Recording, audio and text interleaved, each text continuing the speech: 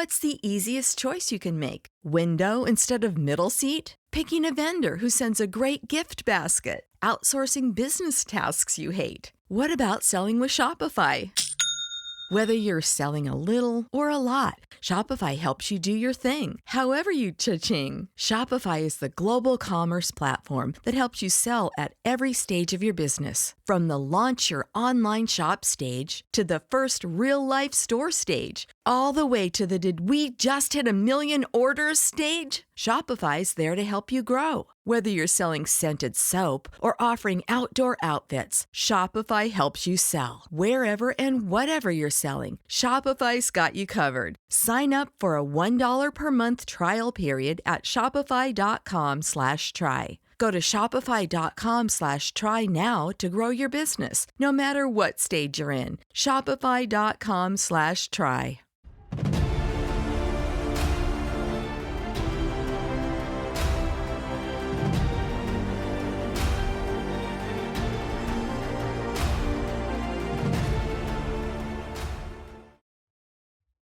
Welcome to the Superhero Cinephiles podcast. I'm your host, Perry Constantine. And, usually we talk about individual movies, but from time to time we do special little topic episodes. And this one is kind of a mix of both. We're going to be talking about the entire DCEU. Now it's finally completed with the release of Aquaman, The Lost Kingdom.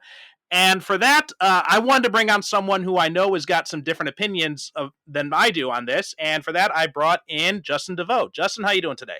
What's up, man? Dude, I've been hearing you on Anthony's show for so long, and I have a tendency to skip around. Not because it's not like you have to listen to him in any order anyway, unless he's doing the crisis stuff. But usually I look for Dr. Bill's and stuff. I look for yours. And it's not saying I don't like the rest of the guests, but some people just have more energy for shit like this. Mm-hmm. So yours is always the one I went to. And then when I saw that Anthony did the ranking thing and you're like, I'm looking to do it. I'm like, fucking yeah, man. I'm in, of course. That'd be awesome. Yeah, well, right back at you, because I've been listening to you on Anthony's show for a while as well. And, that's how we met, was through the Facebook group that he's got set up there. And, yeah, even though I don't always agree with you guys when you're talking about the Snyder stuff, you bring such a passion to your discussions and you're pretty insightful of it. And so, and there are other things that, just like I've joked about with Anthony, that there are some times when I'm right 100% in sync with him. And then he says something else. And I'm just like, that is the complete opposite. How did that happen? Yeah, right. How did he get to 90% of the way and then fucking hit the right? Yeah. And it's the same thing with a lot of stuff you say a lot of times. I think 80, 90% of the time, yeah, right on. I am completely in sync. And then there's just that little bit. I'm like, wow, I don't know how we diverge so much in our opinions of that. That's awesome. But I think that's what would make this fun, because most of the people I've talked about the Snyder films with have been more on my side, more of the not so keen on them. Whereas you, right. You're the episode when you talked about Zack Snyder's Justice League with Anthony. That was you brought a lot of emotion to that discussion, and that really. And when I listen to that, I'm like, oh wow, I can really kind of see where he's coming from with this, and so that was so it's always interesting to have those kinds of discussions. Yeah, and that's the important behind having a conversation about something and just hate watching it or hate posting about it or whatever. I could even if ours are top to bottom completely fucking different, it doesn't matter. We're just having a conversation about it. And that's what makes it fun. It's not fun when someone's like, "Oh, this fucking sucks." Well, what do you bring into the table besides this fucking sucks? Because if this fucking sucks is all you're bringing, your opinion is nonsense. As long as you're not backing it up, I don't want to hear anything you have to say. Well, also too, and I think this is kind of the blessing and the curse of social media, because obviously, if not for social media, I wouldn't have met you, I wouldn't have met Anthony and gotten to know you guys. But also because of social media, it's it amplifies the worst aspects of both sides. So I mean, most of the pro Snyder people I saw on social media were the worst fucking people imaginable.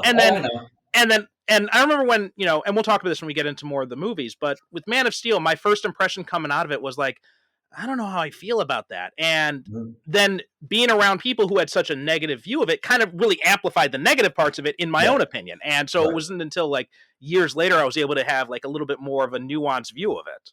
Yeah, I think you have to watch things a couple different times, right? One, when it comes out, usually in that position, I'm like, everything's great. Everything's a fucking 10. Why did this movie get this shit? Because I'm just excited about being up there.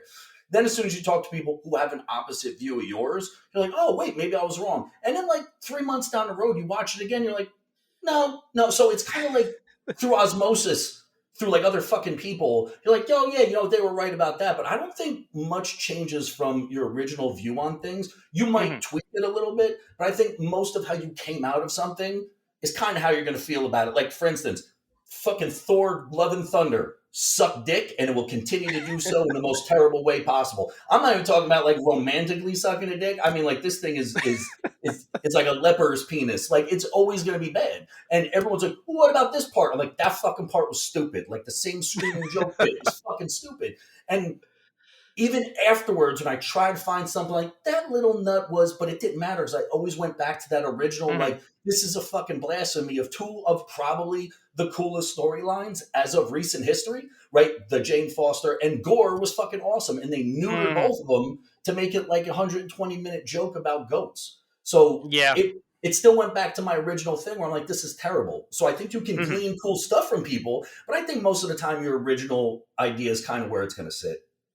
I think so too. I mean, I have come around on a lot of stuff that I saw. Like I will use this example when we start getting into the rankings of Constantine. Like, first time I saw that movie, I absolutely hated it. Yeah. But then years later, I watched. I'm like, and I was able to divorce it from the character of John Constantine. I'm like, oh, you know what? Actually, this movie is pretty damn cool.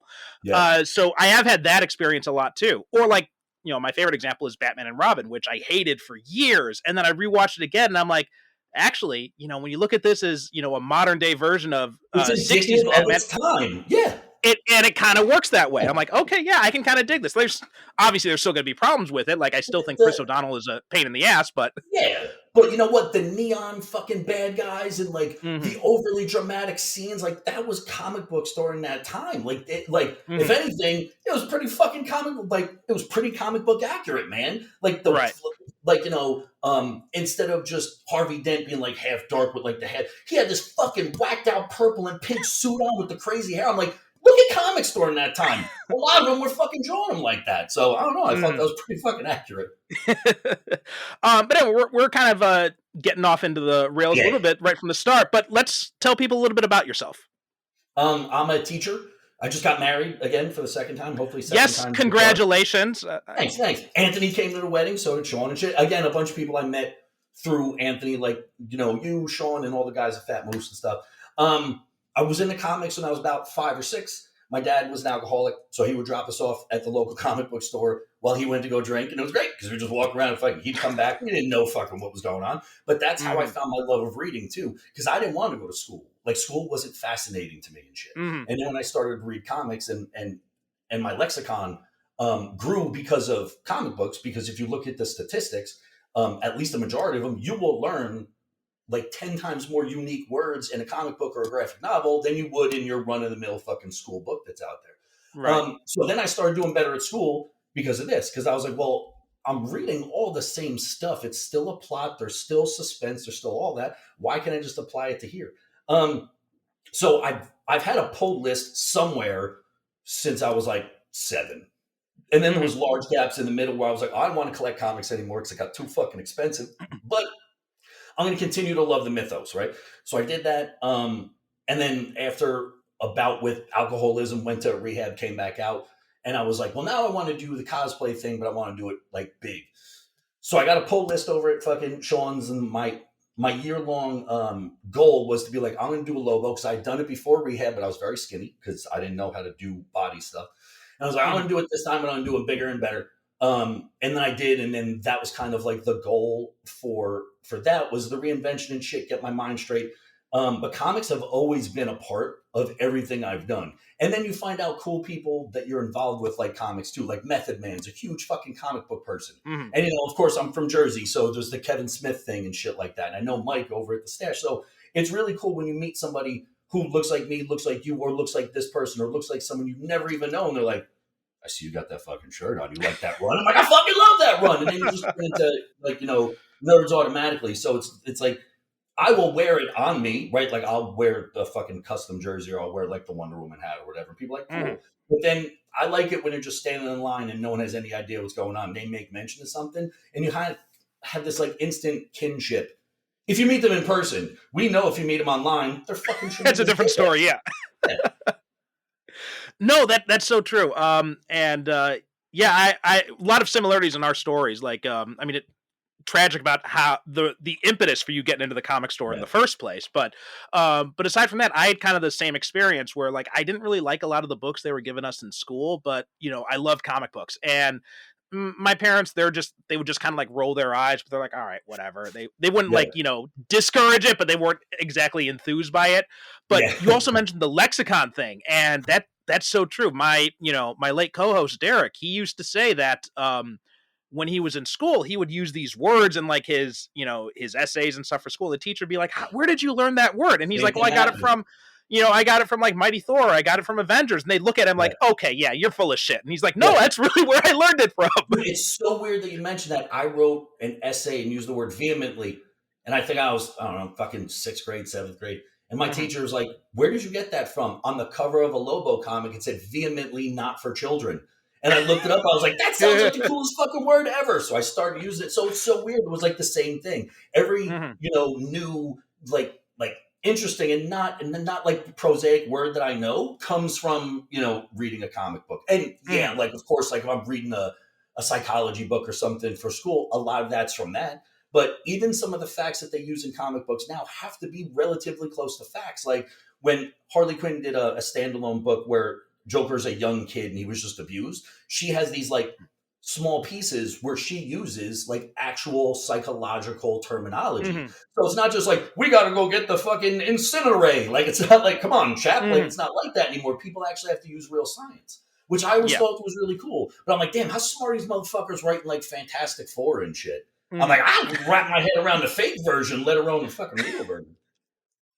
Well, yeah, it is so weird now. You look at a lot of the comic writers now, and you compare them to like back in like the golden age and stuff, and it's like how immensely educated a lot of them, either self-educated or Yeah. professionally educated too. So yeah, Yeah. there's a lot more sophistication in these stories than I think a lot of people realize. I mean, and I always when people always ask me about my politics, as I'm an unabashed progressive, Yeah. but I come from a very conservative family. They're like, "Where'd you get that from?" I'm like, "I got it from comic books. I read X-Men." Yeah. Yep. Yep. And and people still have that weird, like, aren't those for kids? And I'm like, Mhm. there's no way to break that stigma. It's like being heavily tattooed, man. Everyone's got a motherfucking Yeah, tattoo now, yeah. especially because numbing cream's an actual thing that doesn't ruin your body, right? And Mhm. people are still going to view it a certain way. There's just no way to get rid. There's just no way to get rid of that. It doesn't matter Yeah. who. It doesn't matter how much money Jim Lee brings in. It doesn't matter how many fucking stars and Henry Cable's not only a this fan, but he's a Warhammer fan. It doesn't matter. People are always going to be like, that's weird. Like metal Yeah, music, yeah. right? They're always going to be Mhm. like, can you even understand what they're saying? Why is that still the fucking argument?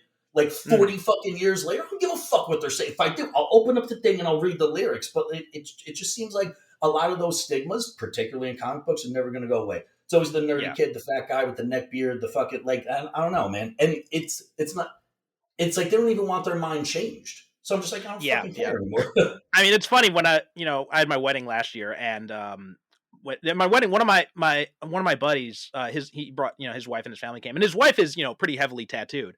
Yeah. And afterwards, my mom was like, "She's very unique, isn't she?" And that was like her nice way of saying like, Nice "I way, don't know yeah, why she has all those tattoos." of I'm like, course. yeah, but she's also like the sweetest woman on earth. So, Yep.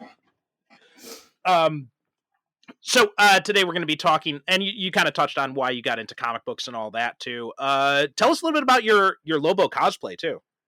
That was well, again, it was kind of the heart and brainchild of getting right after rehab. And I was like, all right, well, my mind is right spiritually and shit. I'm good because I left 27 days in the rehab because I got the original COVID-19, like the one that was killing people and shit. So like Oh. 3 days before I got my coin, I helped the guy up the stairs. I knew I got it from him because everyone said he came in with it. Helped him up the stairs because he had one leg. He was a vet. Helped him upstairs get in the chapel during one of the big meetings. Next day, dude, I woke up and I was like, whatever the fuck it is, I got it because it felt like nothing like I ever felt before. So 27 days in, they send me home and they're like, you got it. So I'm like, all right, I guess I'm staying here. The hospital's like, you ain't fucking staying here. I'm like, what do you mean I'm not staying here? Mhm. Like, can you breathe? I said, yeah. They're like, then you're going to fuck home. So I got home and, thankfully after like fifth, because I did have a bout with not being able to breathe. That was scary as fuck, man. Oh yeah. my house wasn't that big. I walked like 9 steps to the kitchen, had to take a knee. I'm like, I'm out of fucking breath. Like this, I'm gonna die, which is fucked up, man. I just went to rehab to get better, and now I'm gonna fucking die. But so that passed. I was like, all right, my head's in the right space, my spirit, my emotions in the right place. How can I get in shape now? Because it wasn't just like I love going to the gym when there's a reason. It can't just be like I want to look good with my shirt off, because I rarely take my fucking shirt off anyway. And besides, I'm heavily tattooed. You can't tell I have abs regardless. And I was like, I'm gonna work on the Lobo things. I did it in 2017, and I was like, this time I want to be bigger and better. I'm gonna get people to make the stuff. I'm gonna get some upgrades. Like my most recent upgrade was the shin guards and the knee guards are behind me by Josh from the Paladins of Cosplay, who's like, him and his mom are the fucking sweetest people on the planet. And I was just like, I'm just going to keep that in mind. If I can keep that in mind, it'll be like, no, I got to go, right? I got to go to gym. I can't take a fucking day off, because that's going to be the why at the end. And then everything, much like any lifter, just goes in a big cycle, except my beach season is October. So like I get cut and shit like that and start to get vascular for October, because that's show season. During the summer, I don't fucking care what I look like. I'm married, man. I'm 43. I don't get my fucking... My wife's fucking stunning. What do I care if some fucking chick by the pool thinks about me? Like, I got to go home to her. Like, that's even fucking cooler. Yeah, so that's how I got into it. And then I found out the dangers of alcohol-based body paint. It don't fucking come off. So I've had to find like 19 different ways to take it off. And still, like a month after, 2 months after a convention, there'll still be some behind my elbow. But it's a labor of love, because once you get stopped, like at one point it took me like 45, I'm not kidding, 45 minutes to get to the front gate to the first floor of the convention floor, because I got stopped that much. I'm like, this is why I don't care going to the gym and busting my ass and you know, and crying during like set 5. Like, I don't care. Like, this is it. So comics kind of made the mind, body, and spirit all come together. And that's what I was talking to Anthony, man. Like, people could talk all the shit they want. Like, oh, why don't you just into something regular like sports? I'm like, what? Were you guys burn down your city after your team wins? And that's fucking normal? So, yeah. So it was cool that was the thing that brought it all together. And the cosplay thing is great. Like, I'll never go to a convention not dressed up. It's just so much fun. Mickey Mouse for a day. Yeah, I mean, I've been to a bunch of cons and stuff, and I have such immense respect for what you guys do with the cosplay stuff, because you guys go all out. Like, there is such intense dedication with that, and it's like, I mean, like me, I'm walking around a convention floor in shorts and a t-shirt, and I'm dead by the end of the day. And I don't know how you guys do it.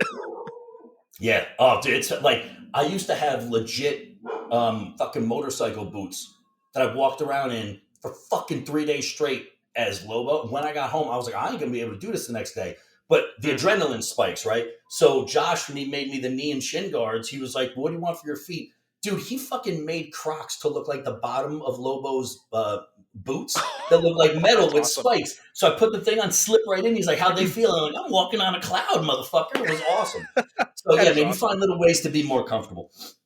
That's cool. That's cool. It's a nice little insight. Yeah, and I never really considered like all the behind the scenes stuff of cosplay stuff, but then Anthony had the Superman cosplayer on his show. I'm forgetting the gentleman's name, but behind the cape or of some but the guy who does God, that I wasn't even that was an episode. I'm like, I think maybe I'll skip this one, but I had like nothing else on my podcast feed. I'm like, I'll listen to it, and my God, that guy had me in tears with the stories he was telling. Yeah, yep, and yeah, it's amazing. Like I can't even imagine what you must feel like. Yeah, and the joy you bring to other people. And, you know, it's not normally kids. Like dads will shove their kids aside to be like, take a picture of me and Lobo, because, you know, it's older kind of fucking dude thing. I'm like, that's even fucking cooler, man. He's like, take my picture. The kid's 7. He doesn't know how to work the fucking camera, but the dad's excited. It's a big part of it.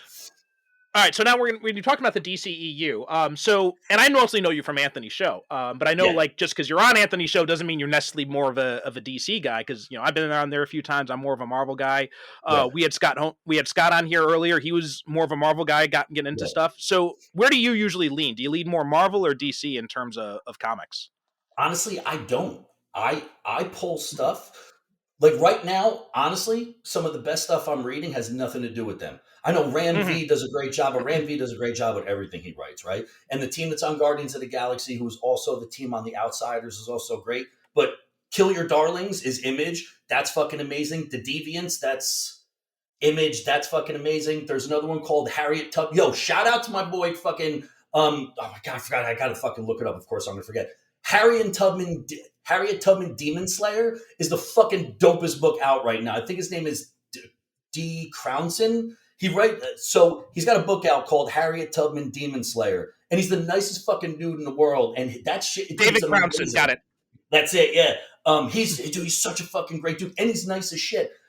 So honestly, I will read whatever character I like, but I will bail if I'm not really into the writing. Like I fucking hate Damian Wayne. I stopped, dude, after number 4 of Batman and fucking Robin. I'm like, get me the fuck off this train with this fucking pampered bullshit thing, and fucking Bruce is acting like a big dummy. I was like, I can't fucking have that. But like, so Avengers is great. Like I'm into Avengers. I can't wait for them to reboot the X-Men thing because the whole fucking, there's a tree and there's fucking a rocket. We live on Mars. Like I want to go back to terrestrial stuff, but honestly, a lot of the stuff that I'm reading right now, there's one called Guma, Gumaa. Dude, it's incredible. There's so much stuff that's not happening with the big two. There's a lot of good stuff happening there, but a lot of the best stuff I'm reading right now has nothing to even do with them, man. I'll put up a list. It's fucking great, man. There's a lot of other good shit out right now, but I'll read whatever. Awesome. Cool. Yeah, I was just curious just because I know people have like different, lean different ways when it comes to the like me. I love DC stuff. I love Image stuff too. But I do tend to like Marvel's what got me into it. So it's still kind of like, I kind of lean a little bit more towards Marvel whenever I get the choice of those two. Now I know you were definitely a Snyder fan, like we kind of mentioned. I'm obviously not as much. So when it came to doing this ranking thing, I was kind of thinking about like what kind of criteria I'm going to use. So I decided I'm going to try something different because I've talked about these movies from the source material standpoint. Whenever I've talked, we've covered all the Snyder films at various points throughout this show. So I decided when I go back, I'm like, I'm going to watch these movies and I'm going to approach them just like I approach Constantine on those repeat viewings. I'm going to divorce it from the source material, just kind of evaluate it just on its own. So I'm thinking about things like how does it hold together as a story? How are the performances? How does it look? And how rewatchable is it? How many times do I think, man, I want to sit down and I want to watch this thing again and again and again? Dude, like some sort of fucking labyrinth fucking dream goblin. You stole that right out of my head from about 2 days ago. I was looking over my list and I'm like, dude, I can't just come at it like, is it like the comic? Because then like, which version? What continuity? Triangle? This, like, so it's like, I can't do that. So I literally have dude, I put it the same way outside of like maybe 3. I was like, enjoyability, rewatchability. Yes, a comic book movie as a whole, but you can't be like, well, it's divorced from, it's Elseworlds. Everything's going to be fucking divorced from it. They can't do it exactly how you see it. So my ranking system, very similar to the one that you use, mainly with storytelling as the number one. Because I'm a literature guy, I'm an English teacher. So mainly that was like the number one approach to it. And just how much I enjoyed the fucking flick too.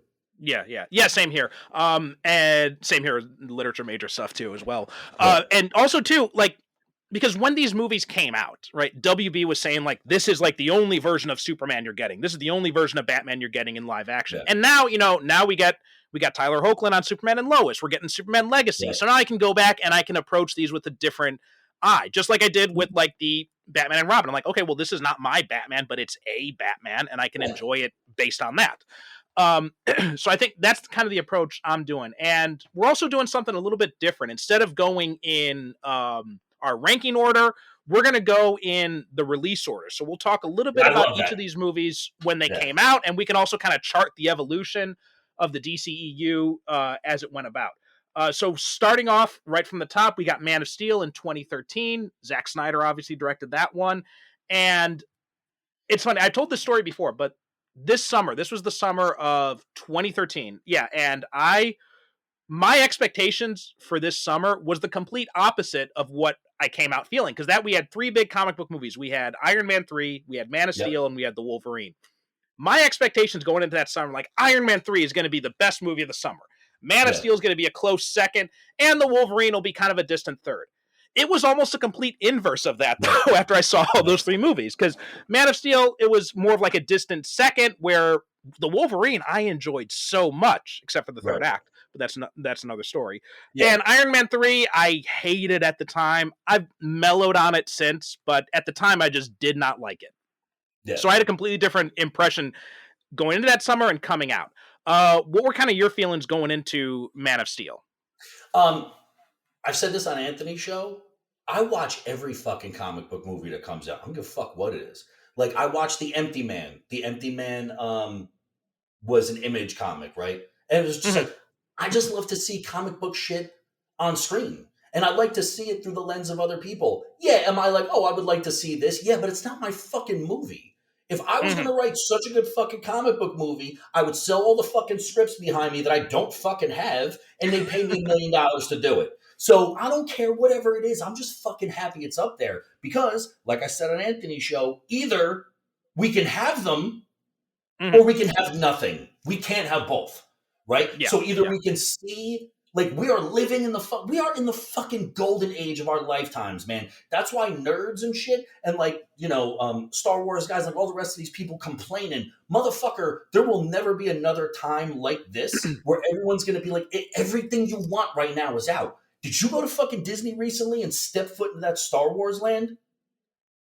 Not me, no. But I wish I could, but yeah. Dude, it's fucking incredible. And people are like, it sucks because it's not. Shut the fuck up. Shut up. Yeah. Like, it's here because you keep bitching, they're not going to make it. Then you know what they're going to bitch about? The fact that we have fucking nothing. So when I saw Superman, especially because I didn't know who the fuck Zack Snyder was. I thought he was the zombie guy. Like, I didn't know there was, like, this whole big thing. So I just watched it because it was a fucking movie. But that trailer was amazing, dude. With just, it was. Oh, my God. That trailer was incredible. Dude, like, him standing in front of the line with the cape and, like, the fucking sound effect. I'm like, this is I got goosebumps now just talking about it. Because every time I see a comic book thing, I'm like, this is going to be the best thing that's ever happened. Now, in the long run, will it? No. But I'm living in a fucking time where it's happening. Like, a comic book person can't complain. Like, what are you going to complain about? We got something. I can't say that for a lot of other shit. So I was hyped, man. I was hyped. I was like, this is where it's going to start. This is going to be fucking good.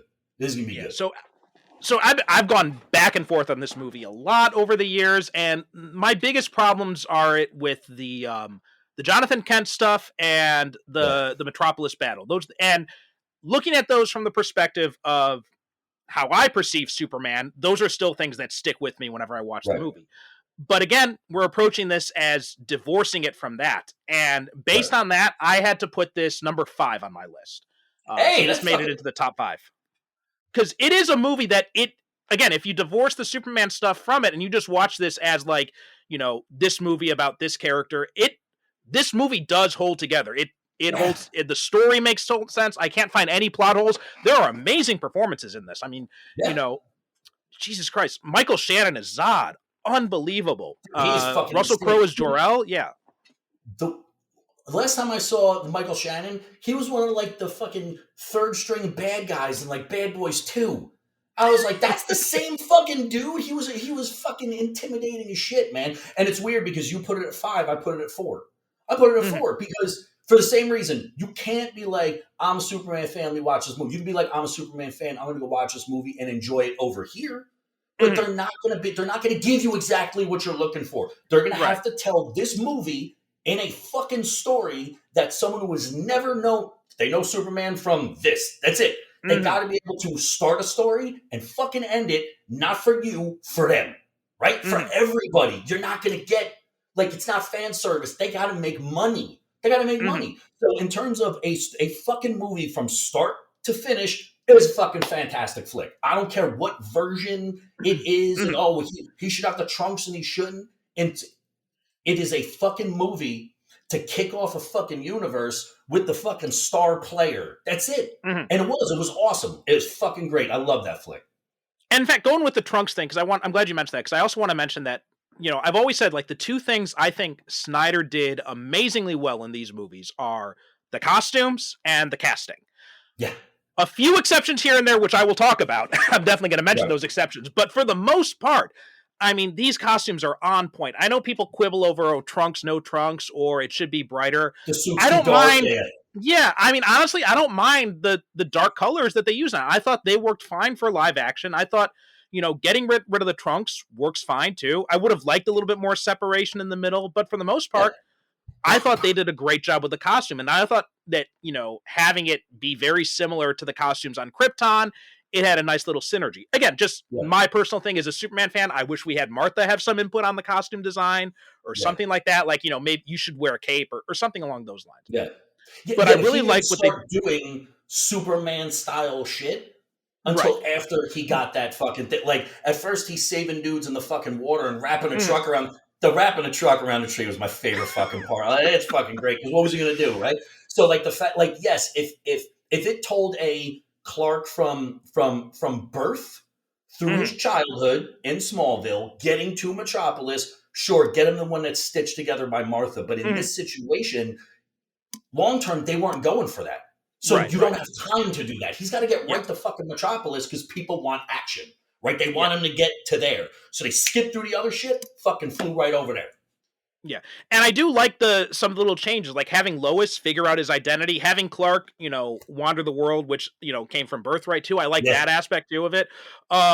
I thought what they did with Lois was great, having her be intelligent enough. And so we don't go through the whole, like, she's an investigative reporter and she doesn't realize the biggest story in the universe is sitting right in front of her. So I thought that was really good. We didn't undermine her intelligence at all. We set up, and again, all the complaints I have from this are the complaints being a Superman fan. When I just divorcing it just from that and just looking at it as a movie itself, it's pretty damn good. It is very good. And with the fight at the end, right?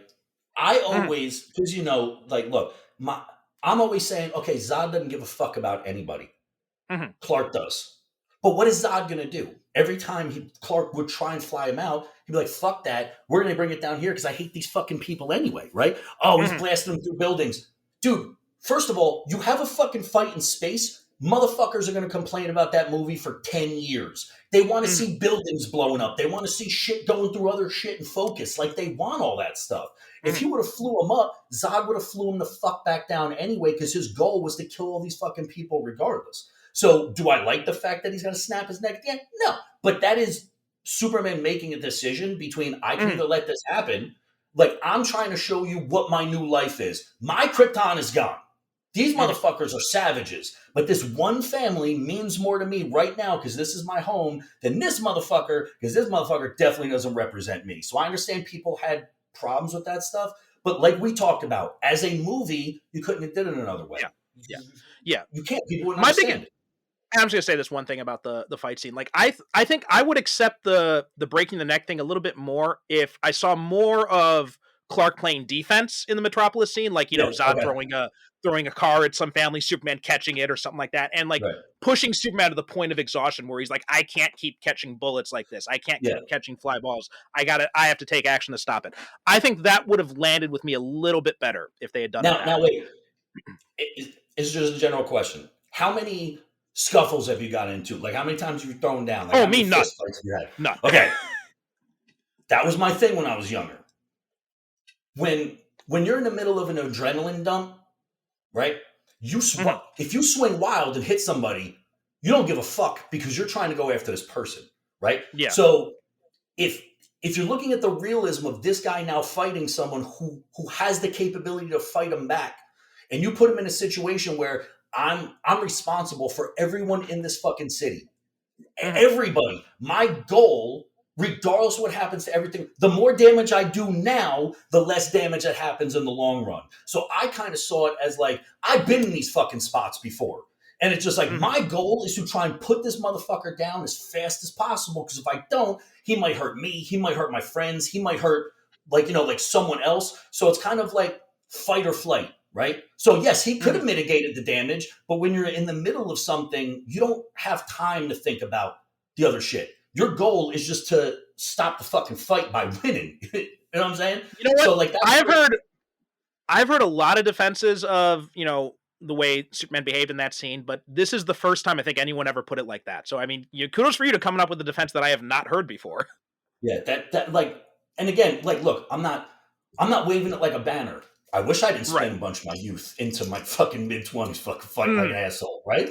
But the fact of the matter is that now I'm wiser to that stuff, right? You understand why when you try to break up a fight, your friend swings at you because he's not seeing anything else. He wants this person.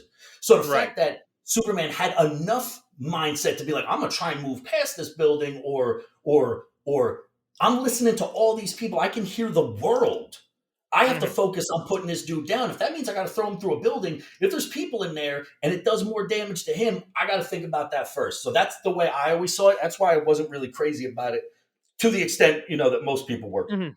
No, that's a really good point. I'd never considered that before. But then, of course, after this, this movie was pretty successful. And of course, this came after Avengers. So at this point, DC is like, we got to play catch up. Play catch up. Yup, motherfucker. Yup. Got to play, which is their number one downfall, man. They should have just played their game. They played a long game. There's no catching up. When they started to catch up is when they started to fuck up continuity. And when the complaints that people had were legitimate complaints. Yeah. So I agree with that. And so Batman v Superman: Dawn of Justice is announced.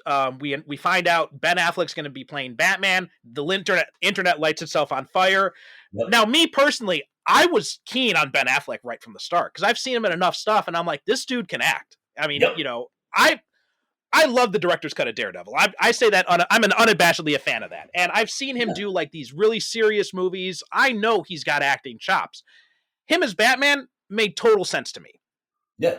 He's got range, man. That motherfucker's in a lot of different movies and plays a lot of parts. Like, people gave him shit like, oh, him and J-Lo. Would you leave the motherfucker alone? He's just trying to date. Yeah. Like, what is his, but like, now everyone's putting up the picture of him smoking outside. Yeah, like, what if he was upset that day? Some TMZ jerk-off's got a fucking camera in your face. Like, dude, the guy's got a life. His job is to entertain you. Now, if you don't like what he does, that's fine, but it's not him because it is what he's doing with his life and blah, blah, blah. It's a fucking movie, and he's an actor. This is what he gets paid to do. If he sucked at it, he wouldn't get all the fucking jobs he does.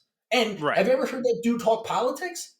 Oh my God, he is brilliant. Yeah, man, he knows his shit. And he was going to write the Batman movie, and we were going to get the Batman movie until he did an interview, and he's like, motherfuckers email me all the time, where's the fucking Batman? And he's like, we ruined that, right? Like, people, studio, whatever. He was in. He wanted it. And he's like, I can't fucking do this. I can't do it. Yeah. Because he knows that if he touches that, he's going to piss off somebody.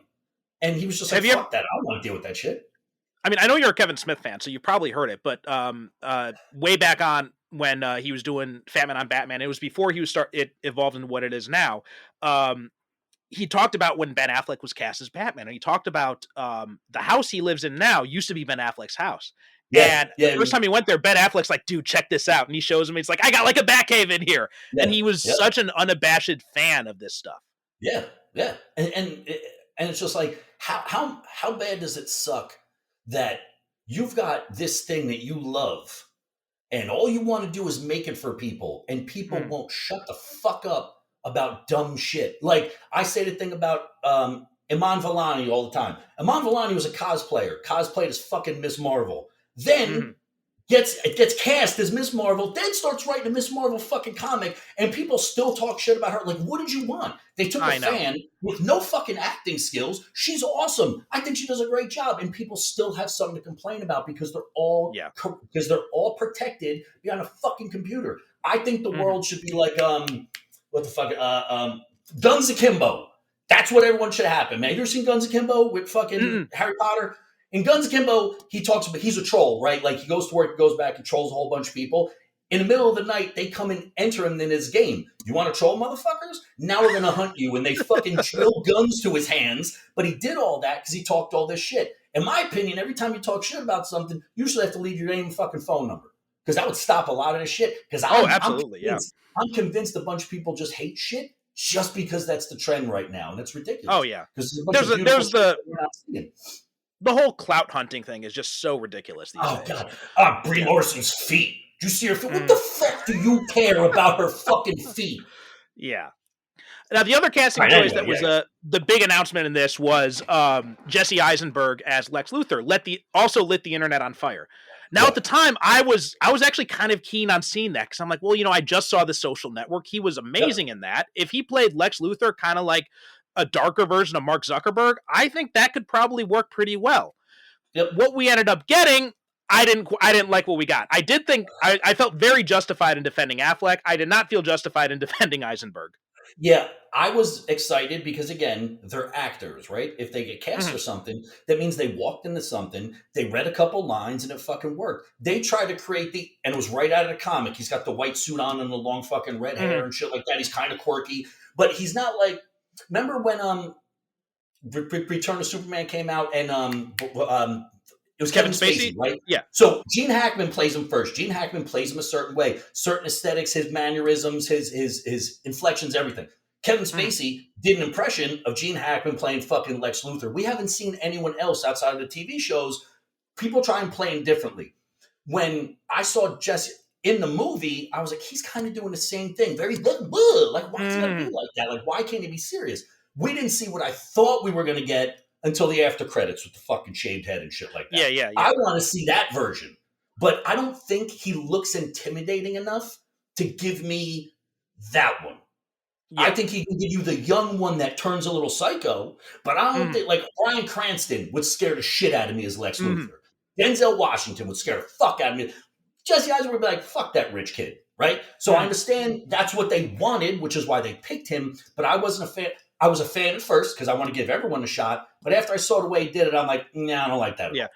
And again, my late co-host, he said, Jesse Eisenberg would be a great pick for Lex Luthor in about 10 to 20 years. Oh, God, absolutely. Absolutely. The fucking dude can act, man. He can act. Yeah. He's got a bunch of Oh, great yeah, he's shit. an amazing actor. Absolutely, Yeah. he is. And again, divorcing this from, and also, there is good stuff I like about this movie. Like, I think almost everything with Batman, aside from, some of the more extreme behavior stuff. Other than that, I thought that stuff was really good. And I think it really kind of showed that Zack Snyder really kind of wanted to do Batman more than Superman. Yeah. Yeah. Which is, if you look at the aesthetics of his movies, that would make It most makes sense, sense, right? yeah. Especially Yeah. because there's so much of Dark Knight Returns DNA in this movie Oh, as God. opposed Yeah. to Yeah. Superman stuff, yeah. But Yeah. also Jeremy Irons as Alfred, that was such a brilliant Love casting him. choice. Yeah. Love him. Because Um, he's supposed to, dude, he's what, ex Royal Navy, isn't he? Like, he yeah, was yeah. trained fucking military. That's the version that we got. And I think Jeremy Irons does Brainiac's voice in Justice League Kills the Suicide Squad too. It's Oh, frightening. really? That motherfucker is amazing. I loved him as fucking Alfred. Either him or Homeboy who did Gollum, who was the TV show's version of Alfred. What Oh, was his name? Andy Serkis. Yeah, I love that. That Alfred again. I want that Alfred. He could still present as very like Mhm. hello, I'm this and that, but like at home, he's got the sleeves rolled up. He's working on shit. He's patching them up like that. That to me is the Alfred that I want.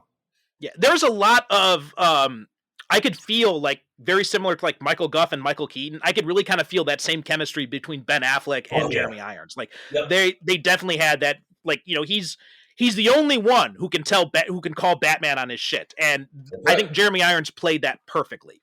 Yeah, yeah. And Um, the Superman stuff, I feel like there's some good stuff in here, and I like, and I'm talking about the Ultimate Edition here, so I have seen the Ultimate Edition. I do like that they do show Clark like pushing back and trying to investigate stuff. I didn't quite understand the whole thing about like Perry White constantly hounding him about this sports match, though. That yeah, that felt yeah, weird. yeah. The I say it all the time. I would like to see more reporter, and I want to Hmm. see more detective out of Yes. Superman and Batman. Yeah. Right? Like I wanted to see more detective shit. Like you got one thing in the Nolan where he takes the brick, which look, I might be dumb. Maybe someone can explain it to me. He pulls the fucking brick out of the thing. He sets the I gun and shoots 4 different bricks, and he's like, "Ah, that's the one." But that's not even a brick. That's not even a gun he shot. Can someone fucking explain that to me? Because I still no, don't have a fucking idea what that is. I thought I was fucking crazy because I've been saying this every single time I watch that movie. I don't understand. I have no It's idea what not the that is bullet. supposed to be. He shot 4 different bullets in the bricks, and he's like, "Rap." He holds it up. He's like, "That's the one." The fuck do you mean that's the one? How did you I figure have that no shit idea. out? Yeah, but So, a little bit more reporting, I thought that would have been cool. Yeah, yeah. yeah, But apparently that's what we're getting now in Legacy anyway. yes, yeah. But also, looking at this movie though, there's still a lot of problems, and again, divorcing it from the comic stuff, there's still a lot of story elements that don't quite work for me. I mean, obviously the whole Martha thing doesn't work for me at all, Right. but even like Lex Luthor's whole plan, his whole motivation doesn't make a lot of sense to me, and the whole thing about how Batman's supposed to be this great detective, and yet Lex Luthor is doing all this stuff, and yet he doesn't figure it out. Like all of that, it just so much of the story just doesn't connect right for me. Right. So for that reason, I ended up ranking this as 10. This ended up being number 13 on my ranking. Okay. The Martha thing, right? I know that became a meme thing. I've loved that from the fucking beginning. I thought it was all. It actually almost brought a tear in my eye. We got a 20-year Batman. He's been doing this a long time.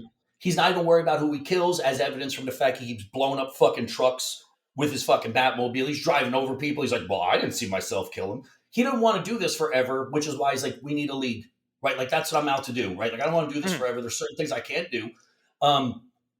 Everybody, he has never, ever reconciled the fucking death of his parents. Ever. Even in the fucking comics. Nothing ever sits right. As a matter of fact, in the newest run, there's like Batmans from like all different universes. And they kind of crack a joke where he's like, guys, if you want to go to the morning room, we have a new art installation of Falling Pearls. You'll really mourn over it. Like, the fact that he never reconciled he does not know that Superman's mom had the fucking same name. Does not know. Which means when Superman, and there's a lot of chemicals in the air, right?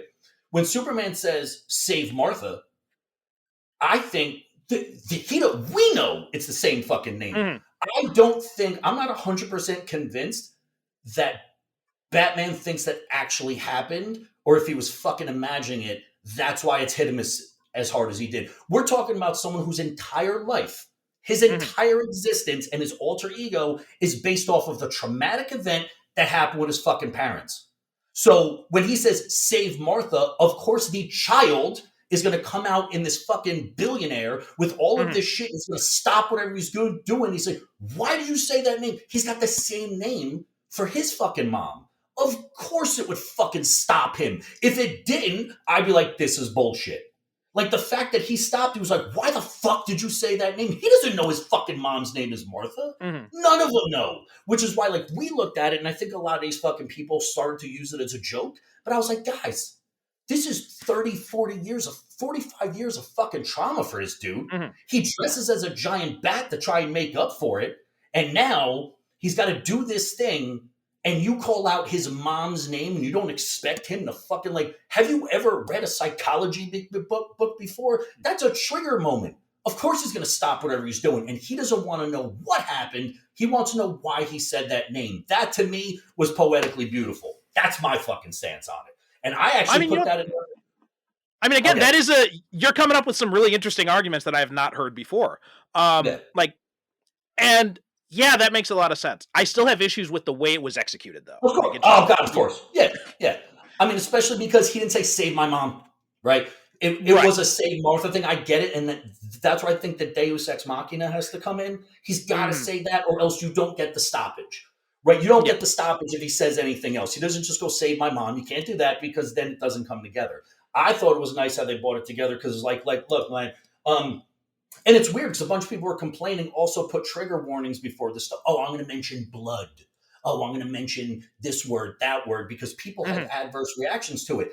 This motherfucker has been living alone with a butler who's his dad for 35 fucking years, who's never gotten over the death of his parents that now he's trying to make up for.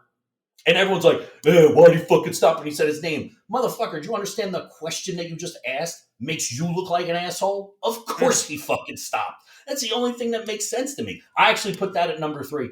I really liked it. I liked it. I thought I love the chick who plays Lois, man.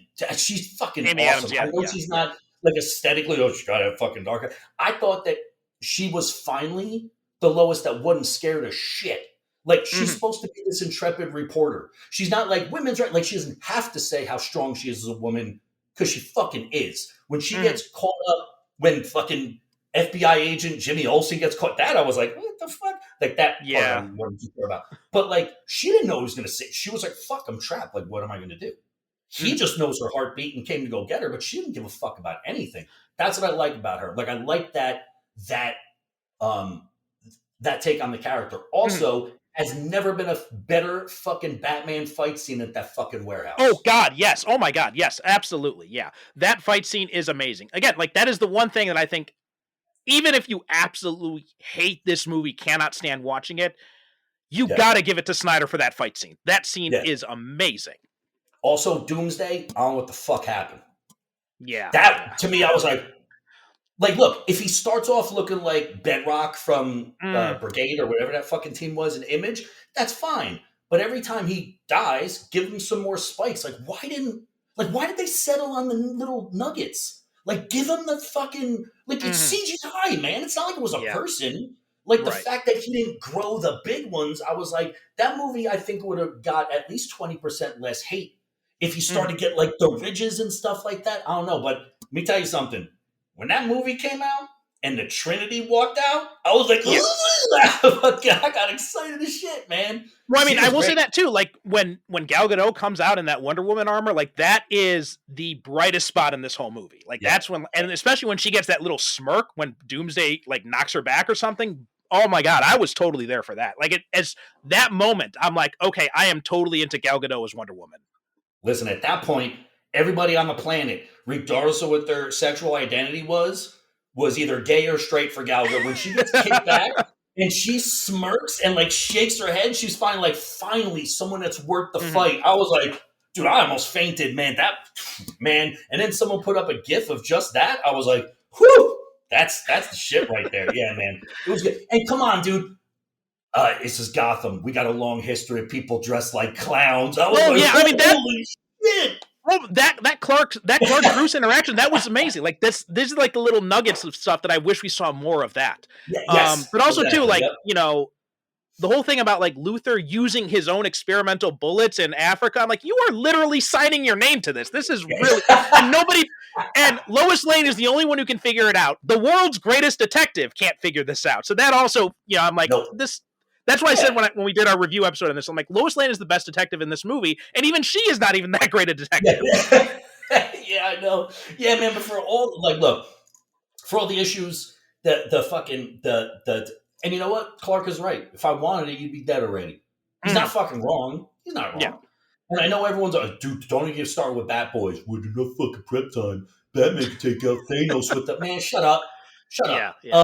That's fucking but like I thought the way they did it was great. It's smoke. Clark didn't know what it was. He's like, whatever, Mhm. I'm gonna catch it and fucking explode. That shit, Well, like, he hadn't. Yeah, I mean, he hadn't experienced kryptonite at all at that point, so that yeah, like that made sense. Batman spent the whole fight trying to fight for his life. I got to kill him Mhm. first because if this shit wears off, I'm dead, dude. Remember when he's punching him and his face Mhm. moves less and less, and he's like, oh shit. He starts to back up. That fucking fight was awesome, man. No, Yeah, I mean, so again, that's why I ranked it high. when it comes to visuals, Zack Snyder takes a backseat to no one. I mean, he is Stunning. Yeah. amazing when it comes to the visuals. Yeah. Oh yeah. Um, and also like the Batman costume too.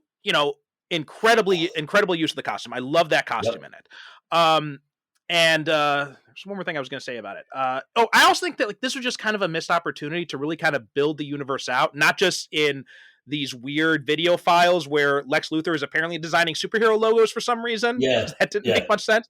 But I mean, we could have. I think this movie would have worked a lot better if there was more of a contrast between Batman and Superman, and that's what I thought we would get going in. Like when we saw all Yeah. the trailers, and like Bruce is like, angry and terrified of what Clark is capable of, and I thought, I'm like, Yep. okay, so he's going to come in, and I would have liked to see if it was Batman and Lex Luthor who both come at this from similar angles, where it's like this guy's dangerous, but then Batman like starts to turn over the course of the movie instead of at the last minute. And like around the midpoint, he starts to realize, oh, wait, no, Clark's has a good heart. He's just raw. He just needs Yeah. more training or more Yeah. instruction. And me being the senior superhero, I'm gonna give that for him. And then where Yeah. Lex Luthor just goes further xenophobic madman. I think that would have Yeah. worked better off as a way of Yeah. like building up the universe. Yeah. And it's like I always talk about, like, because you always hear these directors going, that wasn't my vision, blah, blah, blah. And even Mhm. Kevin Smith, he talks about it all the time. The worst part of the process is you got to bring it to all these studio heads. I think Patton Oswalt brought it up in one of his comedy sketches. He's like, well, why is the necklace she wearing red? Make it white. Like shit that they want to change for no fucking Mhm. reason. Well, I can only imagine what that's like writing a movie, right? So you're a writer, right? You Mhm. write this fucking thing and you're like, this is exactly how I want it. People are going to love it. This is my vision. I got a little fucking thing in my Mhm. head. You bring it in, you're like, isn't this great? And they're like, nope, change this. Yeah, yeah, So yeah. now your name is still on that credit. And you're like, Mhm. fuck, I still have to make this work. It's not Yeah, yeah. necessarily what I wanted, but I still got to make it work. And after it comes out, It is now out there for good or for ill. People like, fuck this dude and fuck him and fuck him. You're like, look, man, I did the best I could with what I got. I got an hour and fucking 20-minute hour, whatever, runtime. Like, what the fuck did you want me to do? Tell an entire 60, 70-year history? You can't fucking do it, man. Yeah. So it's just weird, man. Like, it's always like this visceral, like, I don't know if I can write and direct because not everyone's going to like it and people are going to intentionally hate it just because. And I don't know if I got a skin for that, man. Like, I don't. Well, I mean, look at Kevin Smith's talking about his experience with Superman and dealing with John Peters and all that. That's a perfect example of what you're talking about there. Oh yeah. So then after this, we end with the death of Superman, which again, I think we already know you're doing Justice League, dude. I mean, you kind of take the suspense out of it when you kill Superman at the end of this movie. Yeah. But still, next we went to Suicide Squad, also in 2016. And this is when my faith in the DCEU just completely plummeted. It cratered when we got to Suicide Squad. Right. I mean, and I was kind of looking forward to this. Like, I'm like, okay, Jared Leto is the Joker. I'm kind of curious to see what that's going to be like. Yeah. I love the Suicide Squad. I love the Ostrander run. So I thought like, okay, bringing in a bunch of these villains. I did think it's weird though. I'm like, we haven't even brought in the superheroes, and yet we already have a team of supervillains who are in prison. Yeah. And I think that was the Rush Fest, right? Where they were just trying to, fuck us with everything that they had because Marvel was putting out something every month. Where if they just did it smart, I think we'd still have the Apocalypse, Justice League coming out and all the rest of that stuff. I think the race that they were this imaginary race, because it's an imaginary race. You didn't have to fucking try to catch up with anybody. You could have just told your fucking story, man. And instead it was like, throw this out with this continuity, this isn't continuity. They started making multiverse stuff without establishing a multiverse first. So it's like, all right, well, what is in and what is out? People were just randomly changing. You're like, what the fuck is this? And like, well, that's not in continuity. Well, since when? You got all the same characters except for one fucking person. Yeah. So this ended up. So where do you sit on that? This was number 15 for me. Okay. Where'd you put it? It was 13 for me. It was 13 so for me. Pretty close. The version that came out was a 13. The original trailer that I saw with the sad song in it, that could have been in my top 5 because I feel like this was a complete. And I know, like, the release to air. Like, look, man, I don't know if the original movie was the same and they just made a great trailer for it, but the first one seemed way more haunting. Like, this is fucking horrible that these people have to do this. There was some really bright spots. Like, dude, fucking Margot Robbie's incredible. Oh God, yeah, she's incredible, man. Yeah. I like the dead shot in it. Like, fuck, I thought Will Smith. I loved it. I thought so too. Flag. Like, I liked it. I even like this chick as Enchantress. I think she's a talented actress. But here's why Shazam 2 ranks so high on my list. I know it's usually low on everybody else's. Here's how it ranks so high. You got the Suicide Squad taking on a fucking world-ending monster. Now, I understand it's a movie. You kind of look at comic books the same way. You can't have something like that and have nobody else show up. Especially after Batman v Superman. You can't fucking do it. I don't care how much Amanda Waller runs. They always give her this fucking amazing defense against everything. No one else showed up. Nobody. You got this whole fucking thing going on. That's why I like, and we'll get there. Shazam 2 is like, there's a bubble, motherfucker. What are you going to do about it? Like, at least that sated that for me. But this was too big.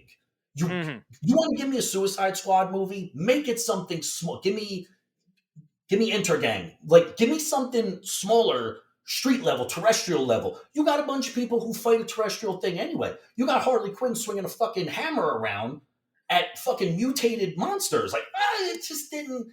It was too much. It was too much. I mean, I thought, what I think they should have done is Batman's missing because he's traveling the world trying to gather the Justice League, but nobody knows that. Joker comes back, and now we need to get a team to take down the Joker because he's so dangerous. Like, that's what I thought it was going to be. That's what I hoped it would be. And then what we got was just, and then Joker is just kind of ancillary based on that. Yeah. And I'm sorry, like, I hated every last thing about Jared Leto's performance as Joker in this in the scene at the end of ZSJL. Like, everything about him I hated, from like the weird laughing. It's weird. He didn't have the same voice or laugh in the closing scene of the Zack Snyder thing. He didn't have the tattoos. So just leave he didn't have the like, tattoos. How much did he want to change, right? Because his voice, like, he didn't sound like the Mask. Why did he sound like the Mask in the fucking movie? Right? And Jared Leto's talented as shit. Have you ever seen it? What the fuck? The drug movie. Fuck, man. What was it? Requiem for a Dream. Oh my fucking God. Yeah, dude, the guy can act. He can act. He's a fucking wonderful actor. But that's the version you have him playing, right? You have the gangster, the clown, the anarchist. You had a couple of the other two. Let's make him the gangster. Now, I do think it's apropos that he's in like shorts with Batman logos on. And I was like, that's pretty fucking funny. But you didn't make him. But there are parts in it that I really like him laying in the perfectly meticulously put daggers and weapons. I was like, that's awesome. Also, it's a good visual.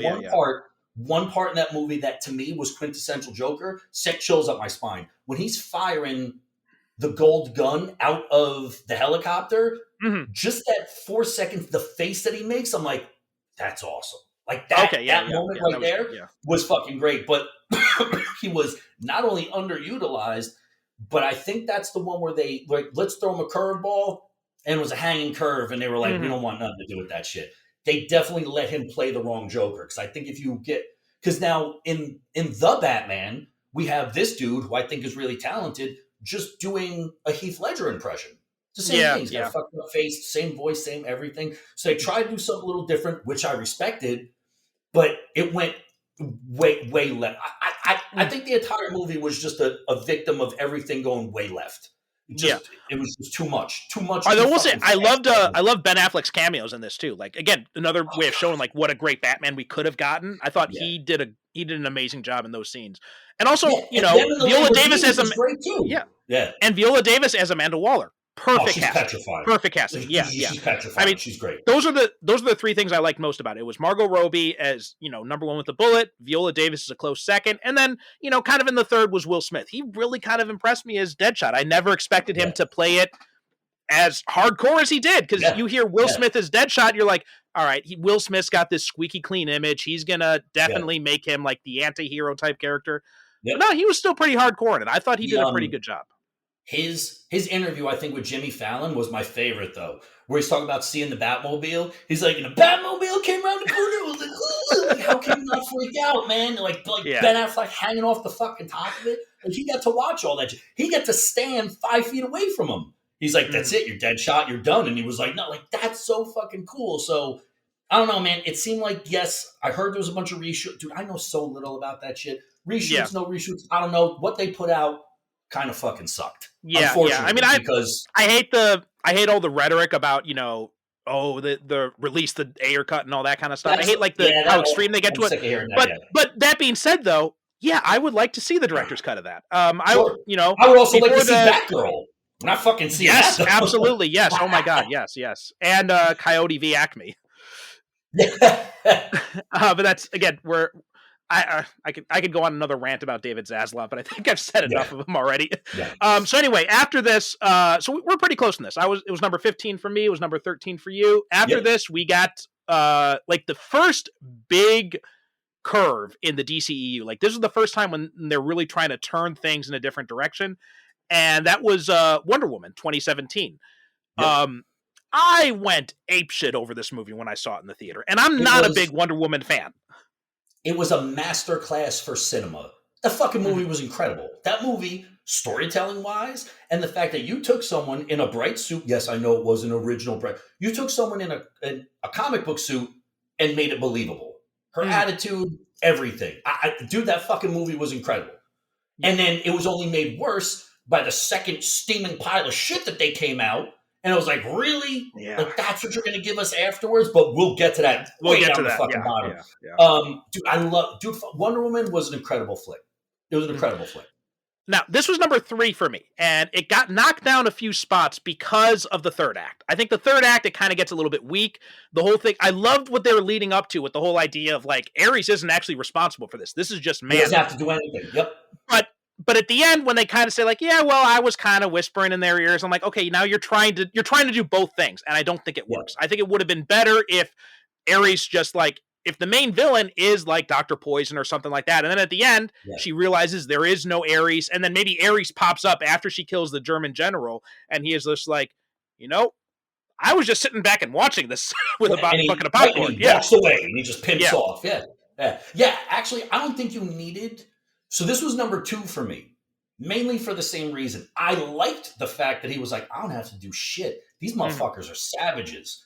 But then he was like, but then there's a fight at the end. However, I do like that his armor was pieces of Death Machine that man made. It was parts of armor, like it wasn't his. It was a tank here. It was a piece of a gun here. Like he called all of these man-made, which to me is metaphoric. That man makes more war than the fucking god of war. Like I enjoyed all that shit. Honestly, the weakest part that I had was, and it's going to sound like something small, the sharpshooter did not have a redemption. They say that he can't sharpshoot anymore and stuff like that. And in the end, yes, I know that the lob is like he makes one fucking critical hit, but you can't lay that down as a storyteller in the plot and not in resolution have him get to that point, because otherwise he's just a motherfucker hanging on the entire movie. So that was my only qualm with it. Like, yes, no, I didn't want the fight at the end, but the fight I then thought was okay, because in my head it was, these people are so much better at war than me that I have to coat myself in their shit. So I thought that was kind of poetically beautiful. Like I thought that look at it was awesome. But the fact that the sniper had no, like, so why make him, don't put him in there at all? Why? Because he fucking sang? Like that's not really, I don't know. Like that was the only part that I was like, that's fucking stupid. I don't know why you have that in there. Also, and then, Chris Pine as Steve Trevor. Awesome. Oh god. Perfect. And him and Gal Gadot's chemistry was off the charts. Like, oh my god. I mean, like the only thing you're wondering why they haven't fucked on that boat at that point, because they're just got so much chemistry together. Yeah, really. And people are like, well, she wouldn't fall in love with a man that soon. Really? Why not? Right? Like I know people immediately want to jump on the why would she? Okay, well I'll jump on the other. Why wouldn't she? Shouldn't know what a fucking man is, right? And also, I mean, like, dude, it's Chris Pine. I would go gay for Chris Pine.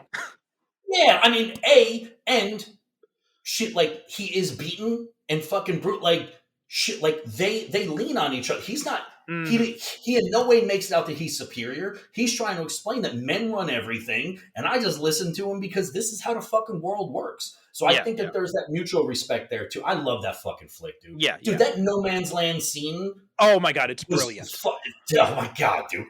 And we knew it was coming. No one passes No Man's Land, and then she crawls up and it's just her feet, right? Like they're all fucking getting gunned down, and you just see her feet, and then she comes up over the ladder. I was like. Dude, and it's the first time we see the costume in full in the movie. Like before that, we only get like little glimpses here and there. But the first time we see it in full is when she enters No Man's Land. It was perfect. I see deflects a mortar like this. I was like, yo, the fucking movie's great. Oh, it was so good. And we'll have more to say about Wonder Woman because I actually already recorded the episode, but it's going to be coming out later on the feed. Nice. We did a whole episode on Wonder Woman with Nick and Danny from the In Love with Movies podcast. So lots of good stuff you guys got to look forward to with that. But anyway, so that was 2017, and then after this, then we get a big crater, and this is Justice League, and. Or Justice League, I guess we can call it. Yeah. And this is when things really started to go, completely off the rails. Like, because Zack Snyder had suffered the worst tragedy imaginable. Right? Yep. His daughter committed suicide, and then he's like, you know what, I'm out, I'm leaving. And then Josh Whedon comes in and at first, I was excited to see what Whedon was going to do because I loved Avengers, I loved Age of Ultron, huge Buffy, Angel, Firefly fan, all of it.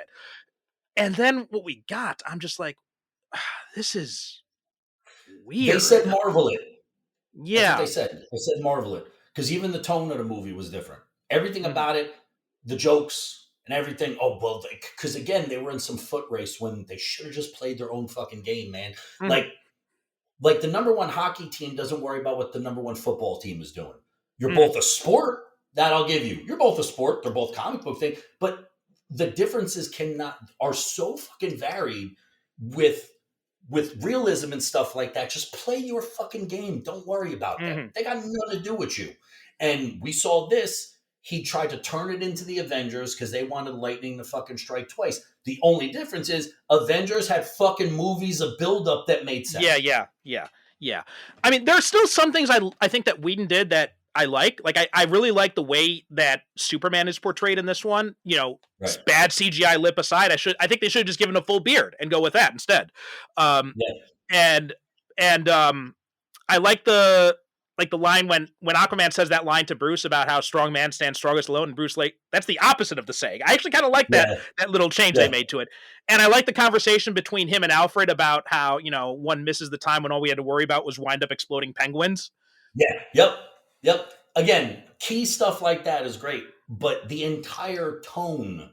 It The was entire all tone over the was place. different. Yeah, It didn't even, because we'll keep this, we won't keep this. And then you Frankenstein together this thing it is. that looks like, from what I understand, the Golden Child was like, and I didn't know this till recently. Apparently, the Golden Child, when the movie came out, was supposed to be a serious flick. There was no comedy in it. They got Eddie Murphy, but they wanted it to be a serious flick. And then I rewatched it again with that knowledge, and you can tell because some of those parts, the more is deathly fucking serious. And then there's weird jokes thrown in. You're like, wait a minute, I didn't pick this up when I was a fucking kid. So I think that's what it was. You tried to tell this fucking serious story, and you had the trailer come out, and even the trailer was come together, but a weird version. And I'm like, what is going to happen in this movie? Now, it didn't take away when I fucking saw it. I was screaming. That's fucking great. Holy shit. There they are, man. They're all fucking right there, and it's awesome. And then when you think about it, and you're like, wait a minute, you start looking at the movies that came before. And you're like, wait a minute, I have a problem with this, and what's this plot hole, and what the fuck is this, and why does Steppenwolf look like that, and the rest of the shit. And I was just like, yeah, I was excited about the movie, but even when I left the theater the first time, I was like, that could have been better. Yeah, I remember when I left the theater, people, I'm just like, I don't really know how I feel about this after the first time I saw it, and I mean, again, I thought like I love seeing Jason Momoa as Aquaman. This really introduced me to him as that character. I thought he did a great job. I thought Ray Fisher, even though he had a very small part in this version of it, I thought he did a pretty good job. Yeah.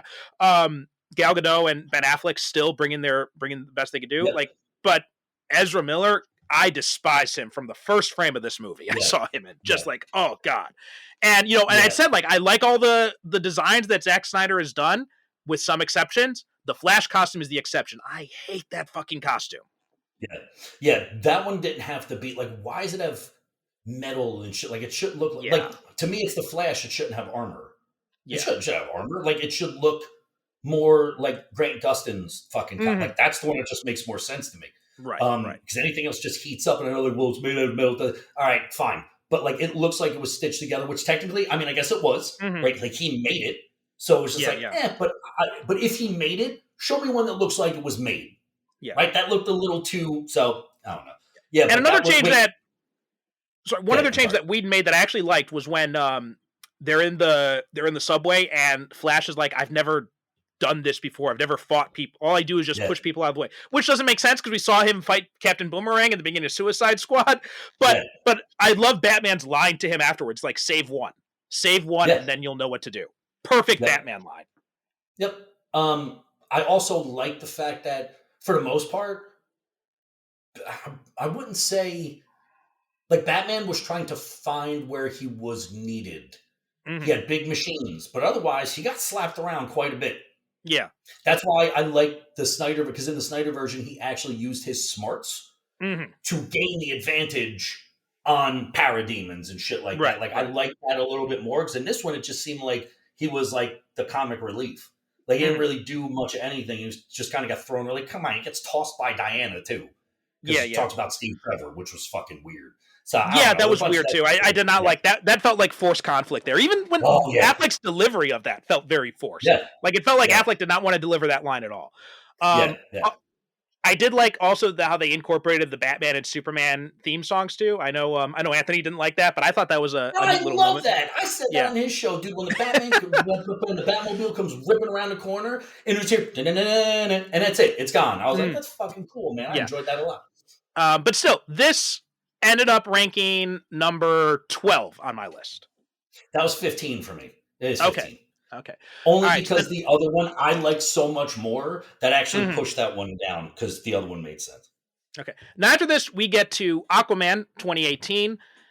I'm going to just come right out and say it because we reviewed this a while back on the show, but this was number 2 for me. Yeah. I love the hell out of this movie. Honestly, Aquaman was 5. It was really high. And Aquaman 2 are the only ones that are close in terms of a part 1 and part 2 to anything that I have on this fucking list. I got to tell you, both of them are really enjoyable. I didn't want to see part 2 because I didn't give a fuck at that point because it didn't mean anything anyway. It's not even continuity. I'm glad I watched it because that part 1 and part 2 is probably the strongest part 1, part 2 that we got out of everything. I think so. I think you're right. Yeah, absolutely. Now, number 1 and number 2, they aren't the closest in rank for me, but they are number 2. His number 2 is the highest ranked movie on my list. Oh, so no, I meant on my list, Aquaman is number 5. I just meant as a part 1, part 2. Oh, okay, in terms of where they are on my list of 16, they're actually close together because I enjoyed both of those flicks a lot. And wait, did they do a whole bunch? Well, we'll get to this when we get there, but I thought they shot Amber Heard out of a bunch of Aquaman 2. She's in the whole fucking movie. What did they mean? They did actually. Yeah, we'll talk about that because Dolph Lundgren said that his part, and her part were supposed to be much bigger than what we got. So apparently they were supposed to be. Really? They were in a lot of that fucking movie. I don't know. Maybe she was originally supposed to be part of. Maybe she wasn't injured. Maybe she was originally supposed to be part of it when Aquaman and his brother go out on their journey. I don't know. I'm not sure exactly. But I just remember that's what Lundgren said about it when he was asked about it. But yeah, I mean, and Aquaman 1 was fucking awesome. It was back and forth between whether I'm going to rank this number 2 or Wonder Woman number 2, and I ultimately went with this one because I think Wonder Woman's first 2 acts are much stronger than Aquaman's first 2 acts, but Aquaman is more consistent as a movie all the way out. Like Aquaman, it ends like the third act is just as good as the first 2. Wonder Woman, that third act is a big drop off for me. Yeah, and also comic book-esque costumes. Dude, Ocean Master walked right out of the comic. Black Manta, the fact that they pulled off the dome head and made it look good, they could have went any other direction. They made that shit look good. That's a good looking. And then obviously with the actual armor, which my problem is that it's a suit. Like you could tell, like when Arthur Curry's just walking around, he ain't that bulky and then puts a suit on. I'm like, what the fuck is this? But in terms of what the movie looks like character wise, those costumes look fucking phenomenal. Yes. Like they rolled the dice and were like, we want this to look like Orm's fucking costume is like purple and fuchsia. And they made that shit look good. Even the helmet, which are like, they're never going to make that look good. It fucking looked awesome. The orange and green. If you told me they were going to have a full-on comics-accurate adaptation of the orange and green costume, I would have been like, no fucking way. Jason Momoa would never wear that, and it's not going to happen. Oh my God. Not only did he wear it, he wore the hell out of that suit. Yeah. That looked damn good. Now, my only issue with him, personally, is he should have been waited on, but he was big at the time. That's Lobo all day, every day. I don't give a fuck. Yeah. Like that, he even plays certain aspects of his personality as Arthur is very Lobo-esque. Now, if they do pull him, of course I want to see the flick. I would have been nice to see without knowing that he was Aquaman. If anything, make the guy who played Orm Aquaman and give him like the fresh cut, or have the dude Anthony Starr who plays Homelander, give him fucking Aquaman. Make him look like that so you can save the person who literally is fucking Lobo to play fucking Lobo. Now I have definitely. Playing the same person. He gets drunk, he falls down in the puddles and shit like that. It's just the same guy. So that's my problem. It's not with him. It's with the fact that they used him way too fucking early when they didn't need to. They had someone who looks like him and acts like him. You should have waited. You should have fucking waited. But I thought the flick was fucking great, man. Him jumping in that, dude, it was awesome. That guy, who did it? James Wan? He makes a beautiful fucking flick, man. He makes a beautiful. That fight at the end, I was like, this is like Braveheart under the fucking sea, man. This is great. I mean, they got the friggin' octopus playing the drums for Christ's sake. Jesus Christ! Like the way Atlantis looks in this is it's amazing. It gave me huge Wakanda vibes seeing how they did Atlantis in this. So I love this movie completely. I agree with you. Like as much as I do like Surfer Bro Aquaman, he should have been Lobo. That would have definitely been a better move. But anyway, we move on from this to Shazam 2019, and this was another one that I dug a lot. Like, basically, and again, I was not a Captain Marvel Shazam fan at all, never really had any interest in the character, but, the whole idea of approaching this as, like, big, but with superheroes, I thought that was a brilliant way to address this idea. Yeah. I like Shazam 1 a lot. Then I saw Shazam 2, and I know that, like, people shit on it. I like that better. Like, Really? 2 pushed 1 down, but I have a bunch of but, like, obviously, when we get there, Shazam 1 was high because it was enjoyable. It wasn't forced comedy. People are like, "Why is he acting like that?" Because he's a fucking child stuck in a big person's body. He's Yeah. Tom Hanks with powers from fucking Big. Like, that's what he is. Of course he's going to act like he's charging people's phones and shit. I liked it. It was just moved down because of other stuff that I liked that was above it for whatever little reason. So Shazam was actually 12 for me, but 12 not because I didn't like it, just because there's reasons why there's other stuff above it. But part 2 actually ranked higher than that. But I like Shazam the flick. I thought it was really fucking good. Yeah. I thought so this one ranked number 6 for me. Okay. I thought bringing in a family, like, and fucking Mark Strong, who I thought he was great as Sinestro. Yeah, that motherfucker was Sinestro all day. I think the reason why it dropped a couple points for me was the family aspect at the end. Like, you have Shazam fight the whole battle, and yes, I know the importance is the family, right? But that's not spelled out until the very end with the very last fight. I don't know. It just seemed like, hey, we need to put more people in costumes to sell toys. Like, that's what it seemed like to me. So that part just felt a little weak sauce near the end. But There's also really like the fight. I do a lot of public domain, and I'm active in a lot of public domain circles. And there was a conspiracy theory in public domain groups that the reason that they had all them in the movie like that was to prevent, because Captain Marvel's first appearance is actually in public domain. So, like, to get around trademarks and stuff, people will change the colors of the costume. So there's a conspiracy theory that they changed they had all these different characters with different colored costumes so that they could secure trademarks on all these different versions. That's awesome. I don't know how true that is, but it'd be funny if it is. Yeah, but dude, it's an enjoyable flick. He acts like a giant child when he talked to Zach. And here's why I like him. When he went on his rant after part 2, people are like, he's lost his mind. No, he didn't. Did you listen to him? He's right.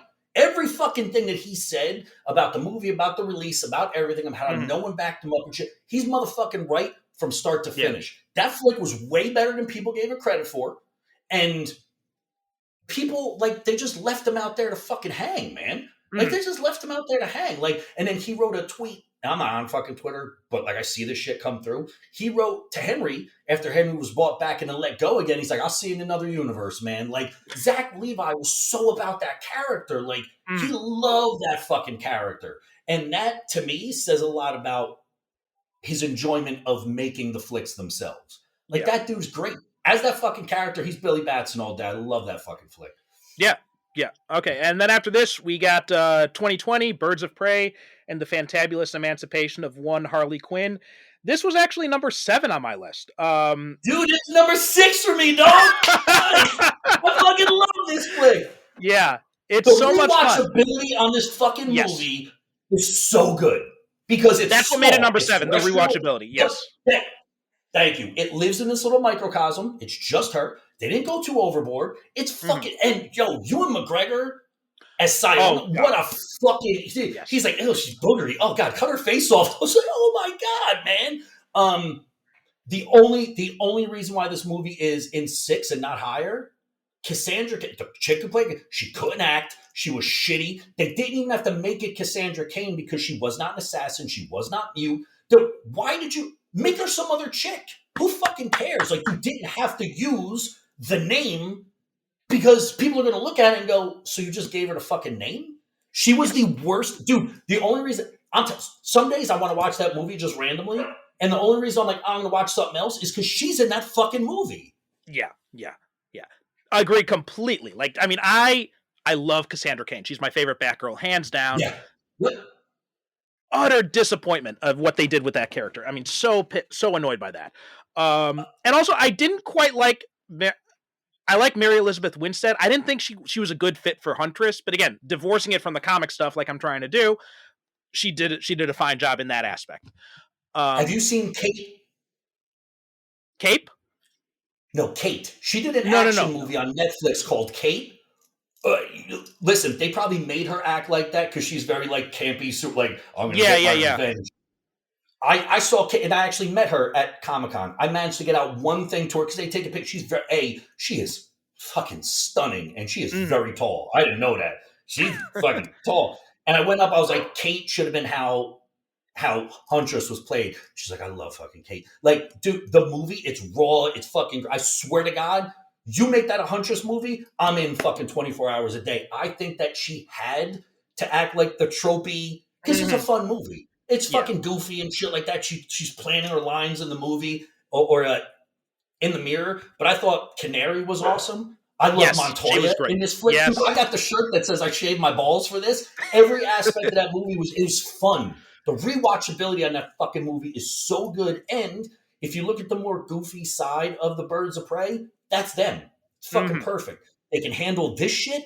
They're never going to handle everything up here. They're not going to handle shit down here. They're going to be right in here, and they can live in their own microcosm, and you can put them wherever the fuck you want in the DCEU. I love that flick. Yeah, it was great, and I love like the Harley vision that she has when she's in the police station. And it's the police vision was so good, dude. It was great. That scene with the cocaine. Oh my god, that fuck was so good. And oh my god, I have never wanted an egg sandwich more than I did after I watched this movie. When Hot Toys came out with her figure, one of her accessories is a half-open Taylor ham and chocolate cheese sandwich. I was like, that's awesome. And the fucking beanbag, because again, she doesn't want to kill anybody. And you know what? It's like, people are, well, why wouldn't Batman show up to the GCPD? Because Harley Quinn's chaos, dude. They didn't know there was no plan for that. She's like, I'm going in there. Boom, kicks open the door, doesn't kill anybody. And it's great because every time she hits them, like glitter fucking flies out. And so like, this is I love that fucking movie so much, man. Because they weren't trying to be anything. They weren't trying to be anything. They weren't in competition. They were like, we're going to make a fun fucking movie from start to finish. And they did. Yeah. They did. They made a great fucking flick. Now, unfortunately, we had a massive drop-off from here because after this, we got Wonder Woman 1984. And I don't know what happened because you had such an amazing creative team in the first one. They're all back for the second one. And I subscribed to HBO Max for this shit. Right? Because they were out. This is what got me to subscribe. Yeah. This is what they got me to subscribe to HBO Max because they said like, oh, we're going to be releasing same day releases and it's going to start with Wonder Woman 84. I'm like, okay, well, that's it. I'm subscribing. We rented out a theater because it was during COVID times. That's how bad we wanted to see it. Because I said that if it's anything like the first one, which a little tidbit of information I didn't know, Anthony told me. The first one, Patty Jenkins is listed on that, but there was like 15 screenwriters. They couldn't and that movie came together so good. This one, she had all the control, and someone should have yanked that that was so where is it on your list? So this is number 14 for me. Yep, this is 16. If I could have made it 20 and put random shit in there, I would have. This movie made fucking no sense. There was a bunch of shit, like she pretty much psychologically raped some random dude the entire fucking movie. They sell you Cheetah in the preview. We don't get Cheetah till the end. She fights for about 6 seconds, and then the whole fucking thing. The gold suit gets fucking torn apart so she can fly. The shit way that they brought in the entire fucking movie. Okay. Bruce has to fucking expend everything to get one picture of her fighting the Kaiser in World War I. This motherfucker's whipping around a mall in 1980. Motherfucker, I worked at Blockbuster. She goes to the fucking White House. Those cameras, you break the camera, it doesn't stop the VCR running in the back with all the information. But when they see Superman, like, this is fucking fantastic. Motherfucker, it's 1980. Some of the motherfuckers seen Superman and go, bitch, we had a woman swinging around a fucking mall with a gold lasso, but 30 years ago. That movie was dog shit from start to finish. Yeah. I don't think there was any redeemable, besides Kristen Wiig, who I didn't think could pull that off. She was awesome. She was great, yeah. It took her way too long to get the Cheetah that we wanted. The only thing that throwing the Maxwell Lord aspect of it, I'm like, yeah. The fuck is this? Yeah. And like I think the only thing that made this number 14 on my list were Gal Gadot and Chris Pine, their chemistry together, the creepiness factor aside, which you are absolutely right about that, and Kristen Wiig. Those are the only things that got it as high as it did. But even like the way that she solves the whole crisis and all that, I'm just like, how does nobody know who this woman is? This doesn't make any sense. Like none of this is completely separate from the rest of the continuity, and it's just the whole idea of like her pining over Steve Trevor for decades and yet being active as Wonder Woman, like none of this makes any sense. I'm like, if you want to have her, retreating from society or something like that, and then she doesn't come back until Batman v Superman, fine, great. This movie should have been set after Justice League. She won't share a cab? Yeah. Really? A cab? That's how much. Now, it's supposed to be this women empowerment movie. She can't move her life forward because some fucking dude that she knew, let's face it, for about 4 months, maybe? And this is supposed to be your women empowerment movie? So here's your women empowerment movie in a nutshell. Wonder Woman, the person with the same skill set, as in the only weakness that Wonder Woman has is Superman. As shown when Batman brings him down there, he goes, Clark, open up all these things. They open up, there's a vibrating bomb for Flash and stuff like that. They open up Wonder Woman's, it is empty. He goes, what the fuck is this? Batman's like, she's got no weakness, man. She's just like you. She don't have a kryptonite. If she goes AWOL, you're going to be the one to take her down. So you have the most powerful woman in the fucking continuity not moving on from her life for fucking 40 years, then having this pit-pat thing with probably one of the smartest women in Kristen Wiig's fucking character, which they should have went with the first Cheetah, but that was my whole fucking problem. So now instead of her being like, no, I'm me, I'm smart, I don't give a fuck about dudes, she just wants to look like her. Oh my God, she's so pretty. She's so your women empowerment movie is one woman not liking another one because she's better, and this one not fucking moving on past her life for fucking 40 years? Yeah. Come on, man. Get out of here. Have you ever read, this is going to sound like a real out of left field, but I promise it's connected. Have you ever read Atlas Shrugged? Yeah. And Rand? Okay. Yeah. So it was fun. There's this one, description or something I loved at it that's saying like, I can't believe that this character in Atlas Shrugged was written by a woman because she is the most stereotypical misogynistic vision of a woman ever. Yeah. I felt very similarly about how Diana is written in this movie and how Cheetah's written in this movie too. Like, it's just, I cannot believe a woman wrote this. Maybe I'm, stepping on a line here, but it feels so stereotypical. And this was her, she had, if what Anthony tells me is true, she had complete control over this flick. Yeah. And which means I'm glad she didn't have complete control over the fucking first one. Yeah. I think this just goes to show that, film is a collaborative effort, and it is good to have people who can rein you in. Yeah.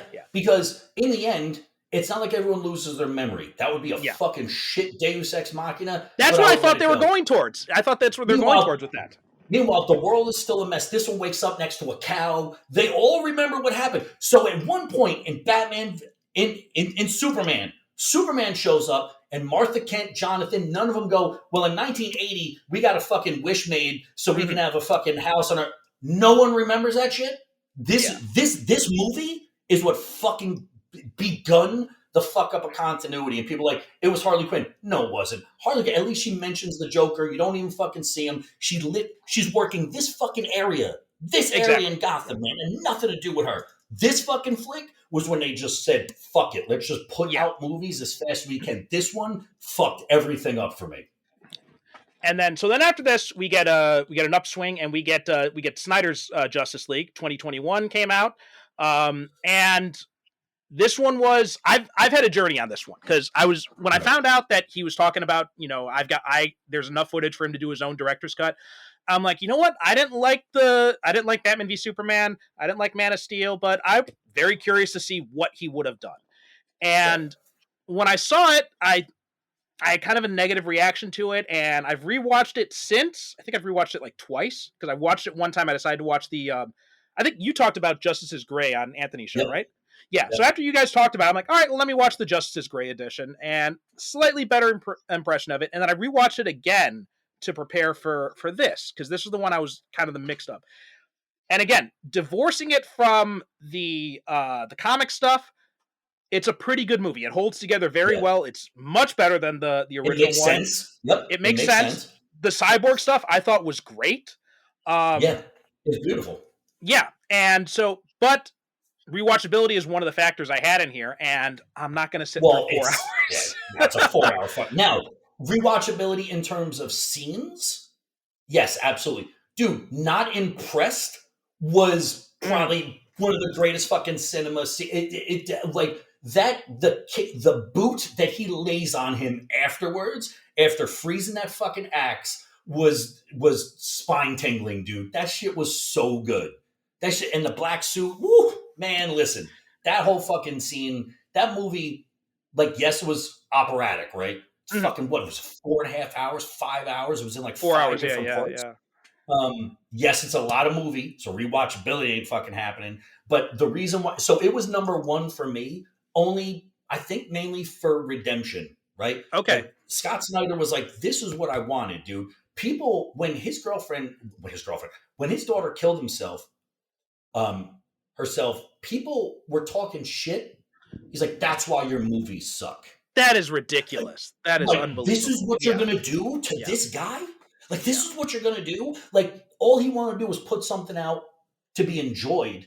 And this is what you're going to do. So when he's got the thing in the beginning, he's like, this was my vision. This is how I wanted it to look. This was everything. If you just look at that, like, say that's the only thing that ever came out. It was just that.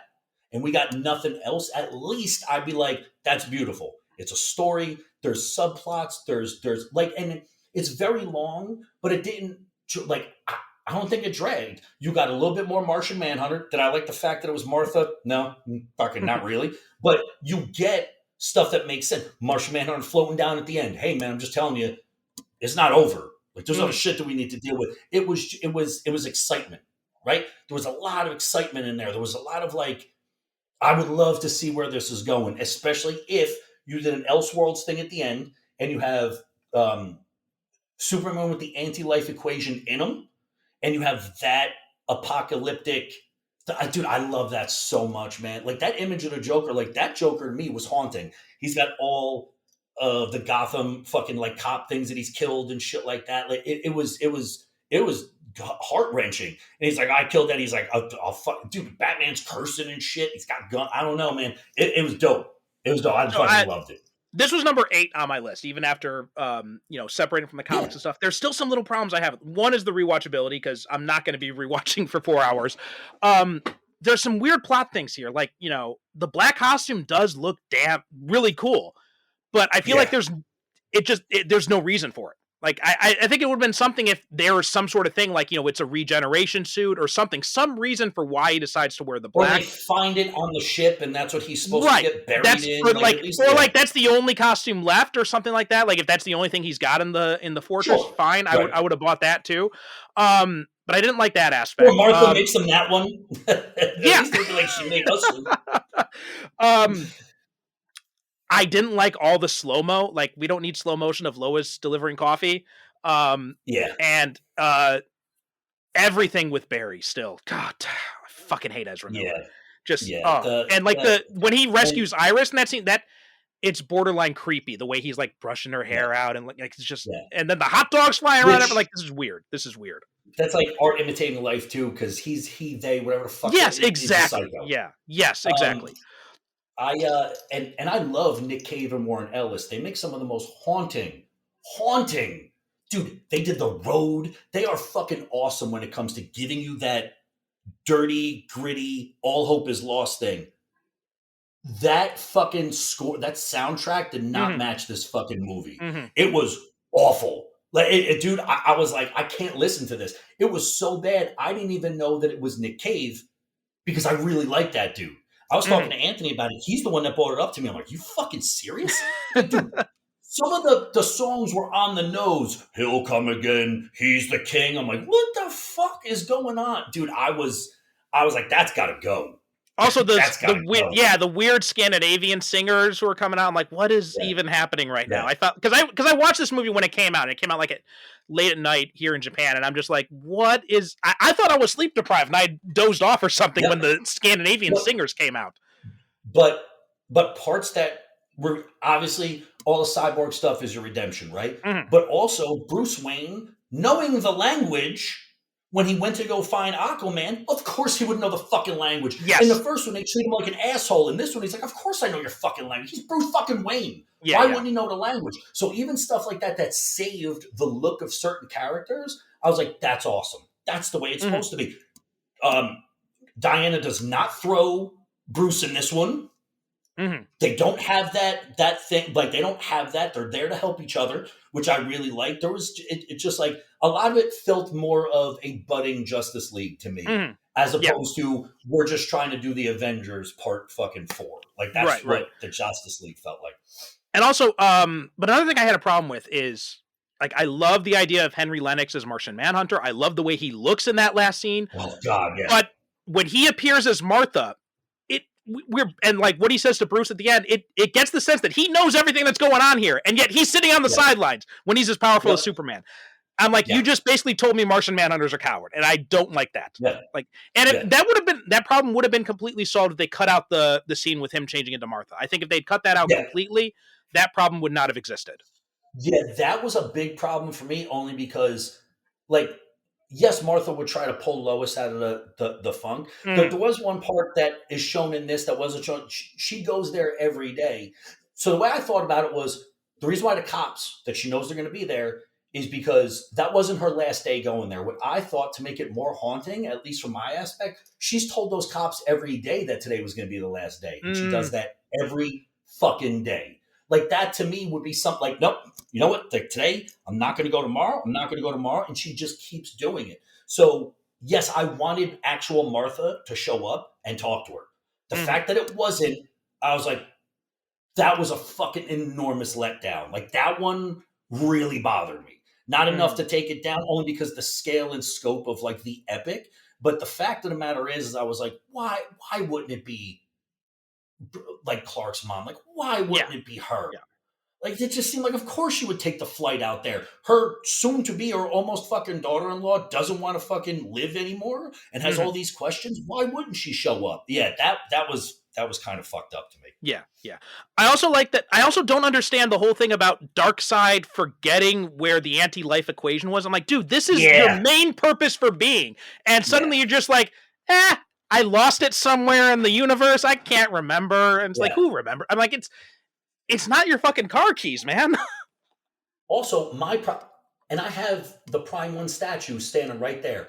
Love it. He's fucking enormous. He's like fucking as tall as my son, right? I love Darkseid. Love the character. He shows up. He takes an arrow, a couple farts of lightning, and he's like, "Oh, I'm dead." And an axe, which I actually like the irony that a god's axe will cut Darkseid, or a man's axe will cut Darkseid, but Steppenwolf's axe couldn't cut Superman's, and it was from the same angle, which I really like too. But Darkseid's supposed to be this fucking universe killer, and he shows up and gets his, like, listen, I understand there was a lot of them, right? But Darkseid is supposed to take on everybody. That's kind of his thing. He doesn't do shit. Like, he fucks up one Green Lantern so we can see a Green Lantern there. He takes, like, a couple shots from, I mean, I guess that's Zeus. And it's just like, he leaves. What the fuck? That's it? Like, that's it? Like, he just bitches off? That didn't carry the same, like, you know, Thanos you're supposed to be afraid of, you know, because they're kind of similar in that respect. I wasn't afraid of, like, I don't think anyone had the fear of Darkseid that they should have. Yeah. I think Steppenwolf caused more of a fucking problem than Darkseid did. Well, I think and we're also talking about, you know, again, going back to the visuals thing here, like, that fight on Themyscira is unbelievably epic. Yeah. Which, just to go back to, here's your Wonder Woman Part 2. I fucking said this to Anthony. You want a Wonder Woman Part 2? Here it is. Diana goes back home. None of it takes place in New York. She goes back home to fucking grieve, right? You get the original storyline, but in this one, Dr. Minerva goes and finds the shrine to, I forget the fucking god's name that gives her the power to become the cheetah. It's not a wish stone. It's the actual thing. And it's one cheetah, because every time she scratches someone, they become a cheetah. It's one cheetah running around the woods of Themyscira, fucking up Amazons. Son, that's a fucking movie right there. That would have been much better, It's her getting that power and then taking little Amazon chunks here and there, and you have a fight there. That's it. That's the only fucking movie you needed, but I digress.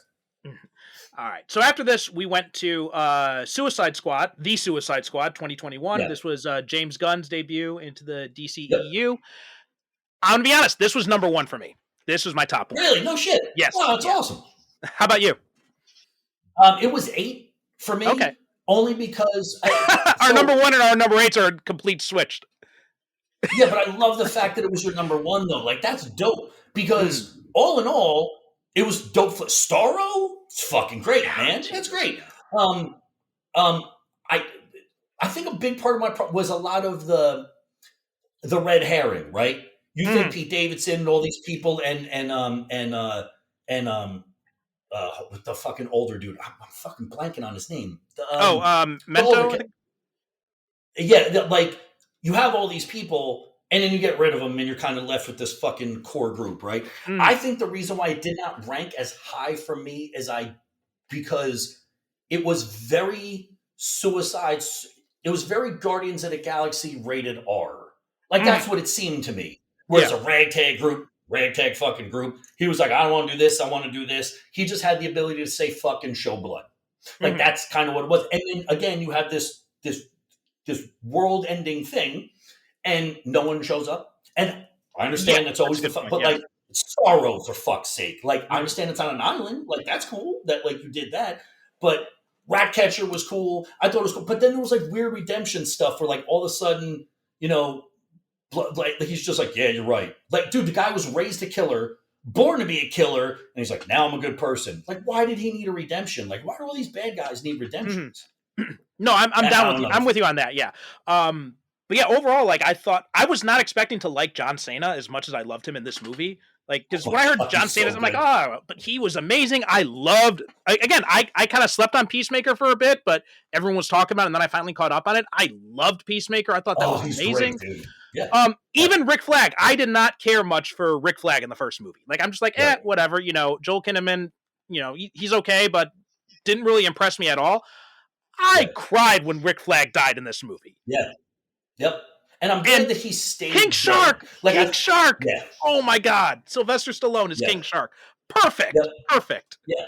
It was, and I love the fact that they sent all of the people that they picked in to die just to take the focus away from the actual squad that was supposed to do the thing on the other side. Like, and you got a Tamaran, like you have Starfire's cousin, whatever the fuck, like you have someone, like you have this like, ultimate battle fucking warrior from a different planet. She gets her fucking arm blown off. She gets chopped up by a helicopter. It's chaos. In the first fucking 5 minutes of that movie is chaos. I don't know. I think again, it was a great flick, but the other ones I think I liked for more reasons. So the only reason why it's 8 is because I liked other shit over that one. But otherwise, that was a fucking great flick, man.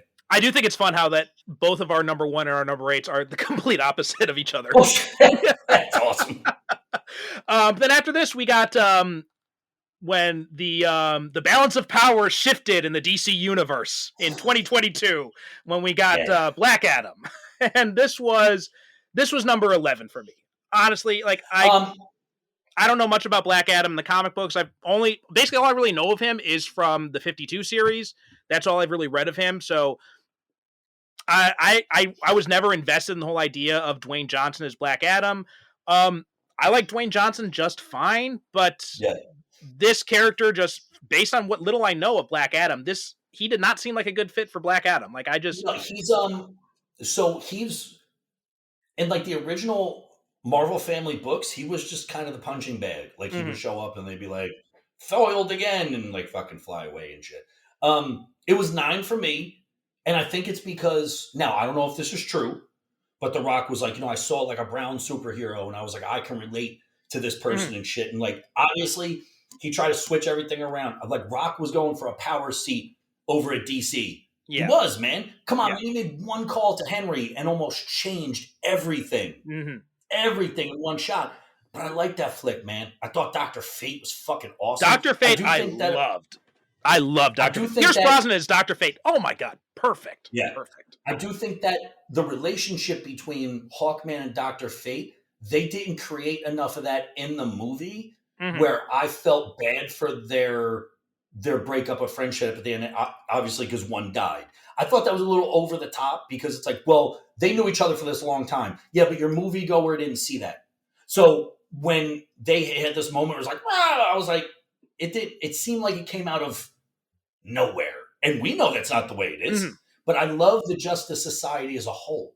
The Justice League's going to get on fucking, on their lunch boxes and shit like that, but we handle this shit. and Planetary is above us. They handle this shit. The Authority handles this shit. So I liked the group. I liked the young kids. I thought it was cool because it's Intergang. It's a different take on Intergang. It was in like this one area, which obviously, because he doesn't let anybody in and out of that area.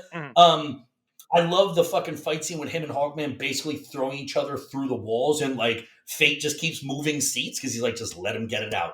Just let him get it out. I liked it. Was 11 for me. It was 9 for me. It was a good flick. Dude, him in the beginning, batting and catching the fucking missile. That it was just awesome. It was The Rock being The Rock, man. It was The Rock being The Rock. I thought that was dope. Also, I think this is another issue I have. I think that a lot of these movies are having is like we're introduced to all this backstory that doesn't quite fit in. Like, where did the Justice Society come from? It's like I thought Superman was supposed to be the first real superhero in this version, and then now we find out, oh no, Wonder Woman was swinging around malls in 1984. The Justice Society has apparently been a thing for a while, so it's just a lot of stuff just doesn't. And as much as I love the Suicide Squad, right? We've got Mongal there. Where the hell has Mongal come from then? Yeah. That's just what I'm saying. Yeah, like you have way too much going on. But again, at this point, no one gave a fuck about continuity. They said, we got these movies on the slate, put them out there. Fucking ain't nothing we can do about it. Just throw them. But honestly, man, and again, I've never been a big Justice Society guy. I've only recently started reading the Jeff Johns run of it. Never been a Dr. Fate guy either, but I would watch the fuck out of a Pierce Brosnan Dr. Fate series or movie or whatever. Said the same thing. I'll tell you what, Anthony said, I think it was Anthony or someone said that eventually if this universe was going to work, the idea was the Justice Society or another Justice League was supposed to be Sasha Calle's Supergirl, Michael Keaton's Batman, Hawkman, and they were supposed to be over here. I would much rather watch that than a lot of stuff that's on the slate right now in James Gunn's universe. That would have been fucking really cool, man. Like, I just thought like an Elseworlds branch out when it was appropriate. I think that would have been really cool to do. So after Black Adam, we got 2023, and that was Shazam! Fury of the Gods. And like you said, this was one of your favorites. In fact, you gave me a more positive impression going into this because I had kind of avoided it and because of what everybody was saying. And I'm like, and I saw it popped up on Netflix over here, and I'm like, I'm not in any rush to see it. And then after you said, no, dude, it's actually really good. I'm like, okay, well, let me bump this up now. And I watched it and it was a lot of fun. I didn't like it as much as the first one, but this ended up being number 10 on my list. And again, not because of anything that was bad about it, just because other stuff I like more. Yeah. I gave it a 7. Dude, this was so low. I was like, I don't want to fucking watch it. Like, the antagonists, I was like, the fuck do I care? Like, it's weird. Then I started watching it. There's so much heart in this flick. There's so much, like, this is the time you actually see the family have problems like, hey, man, I got to move out. I'm going to college. Like, I don't really want to do this, man. Like, they all played perfect kid parts, but kids growing up. So not only dealing with personal stuff, girlfriends, going off to college, like, having these, like, crises of like who they are, but they're also these fucking like these superheroes. And I love the opening. I thought Helen Mirren is fucking awesome. Like Helen Mirren, like every time that like he threw her around, I was like, I wonder, because she's such a good actress. I'm like, I wonder if she let him. She's like 80 something, but she would get thrown around. I think like that's how serious she is about her roles. I think Lucy Liu did great. Like I loved and the dome. The reason why this jumped up like 2 or 3 extra points is. You can't get in there. No one else. So now, like whoever's watching it from afar, they go, I can't fucking get in there. So I'm just hoping for the best. Even something like that helps me go, I get this. It's right here. It's contained. You also have a family of superheroes. Let them take care of it. Philly didn't like them. Then they like them. It just had a lot of, like, it was family heart. It was like the unicorn is fucking amazing in this. I was like, unicorns eating Skittles and shit. And like they show, that was my problem with it. I wanted to see more unicorn action, man. They were scary as a motherfucker. But I liked how much beauty and message was in it, right? She's like, yeah, I'll lose my powers because I love you. And he's like, well, you're gonna love me like this. Like at first she didn't even care about him having superpowers. She's like, I just like to hang out with this kid. And it was like, you saw a lot of now I'm not only comfortable in who I am and my family unit, because now my family knows and we're all still in it together, but we're also in it together as this super family. So now our ties are truly together. I thought that movie was way better than people gave it credit for. It had a lot of of beauty and like storytelling, and it was just a good flick, man. It was a good flick. I rewatched the fuck out of that movie. Sarah said the same thing. No, I agree. And like, also just on a note on Lucy Liu, when we were watching it, my wife was just like, how old is Lucy Liu? I'm like, and we looked up her age, and I'm just like, she is not aged since I first saw her in Ally McBeal. Nope. I saw her in Charlie's Angels, and outside of maybe wearing different makeup, she looks exactly the fucking same. Yeah. Dude, she's incredible. But like, then I cared about them because then I knew that it was a family issue going on there too. So it was two different families who went in two different directions trying to fucking like solve a problem. Like, I don't know, man.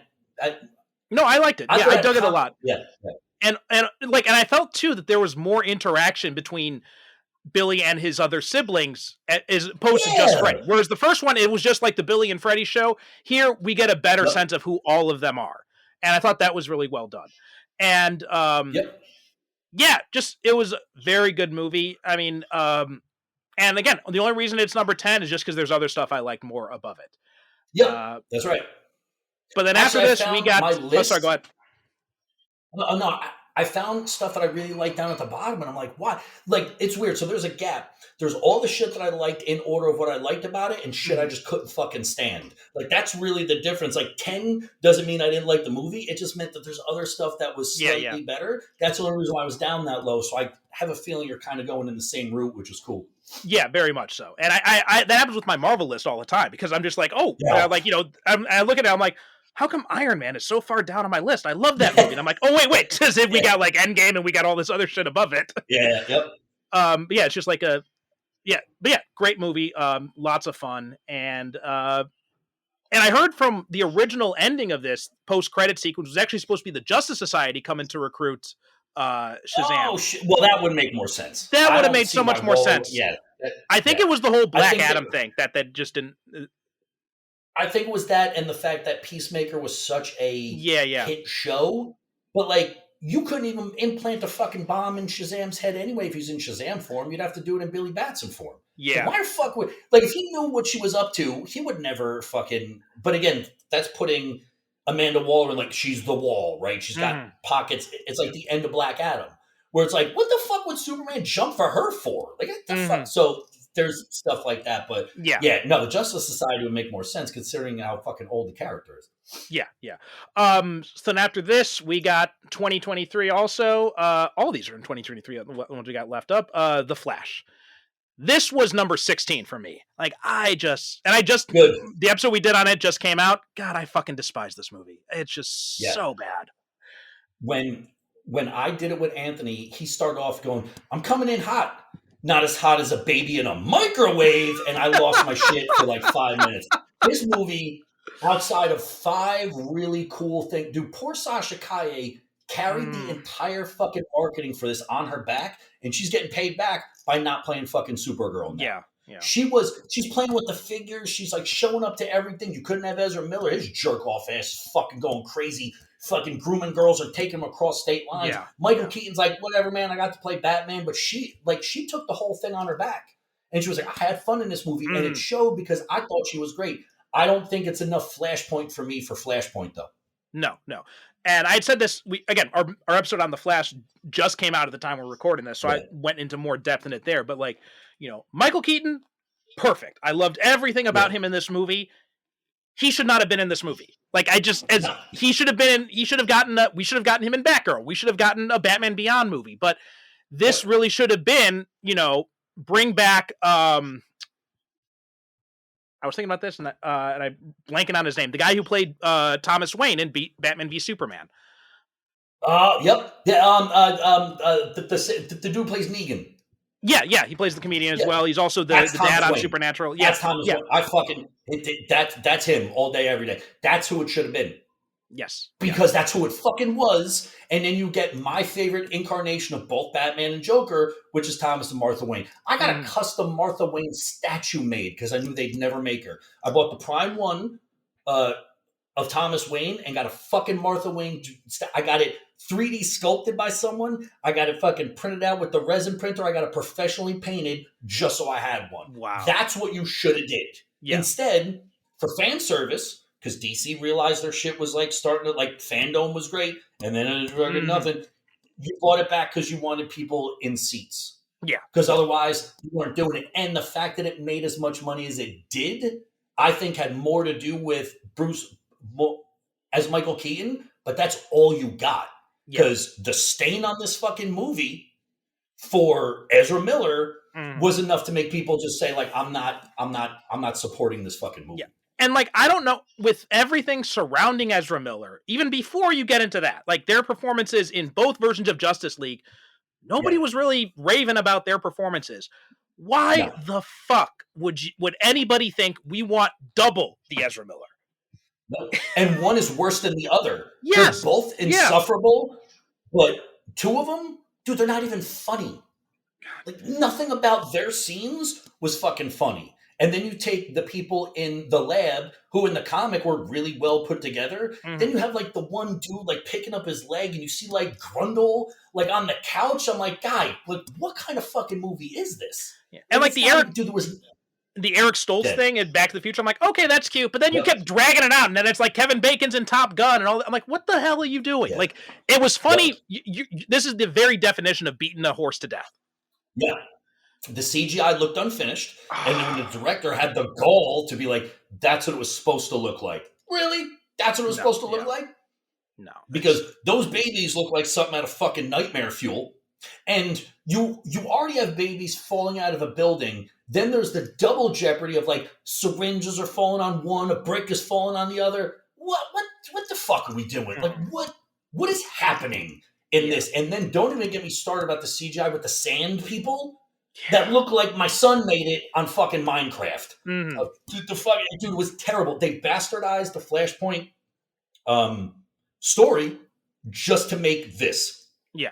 And Tom Cruise, this is the best fucking super. How much did they pay these people to say this? Yeah. Because there's no fucking way that anyone thought that was a good flick. None. No, absolutely no. And just like the choices for cameos are just so bizarre in this. I'm like, you are spoiled for richness as far as like DC cameos you could have bring in, right? You could have, I mean, Ezra Miller appeared in Crisis. You're telling me you can't get Grant Gustin won't appear in this? Like, you tell me you can't get John Wesley They Shipp to come fucked him in? over. Yeah. That's fucked up. That's fucked up. They showed all these multiverse versions. You don't give my man Grant Gustin, who threw the CW with the fucking Arrow guy on his back. Yeah. The only show that anyone watched like that over the course of fucking whatever it was, 11 seasons. 9 years. 9 years. Jesus, yeah. You don't put him in? How fucking dare you? Yeah. Like, that's what it is, man. It's like, how dare you? Instead, you get a one note joke of Nick Cage fighting a spider, who the only people who appreciated that fucking joke are the people who saw Evening with Kevin Smith. I loved it because I thought it was great. Sarah sitting next to me, she's like, the fuck is Nick Cage doing fighting a spider? I'm like, that's what 90% of the people in the theater said. Exactly. Because they don't know that fucking story. Right. I mean, like the whole... Crisis did the multiverse thing so much better with their cameos. Even the one episode of Titans where Beast Boy goes in the multiverse and he talks to Grant Morrison. They did a better job in just that one scene than this whole thing was. I mean, it was cool seeing the Nick Cage thing, but it was obviously way too drawn out. I love seeing the George Clooney cameo at the end. I thought that was hilarious.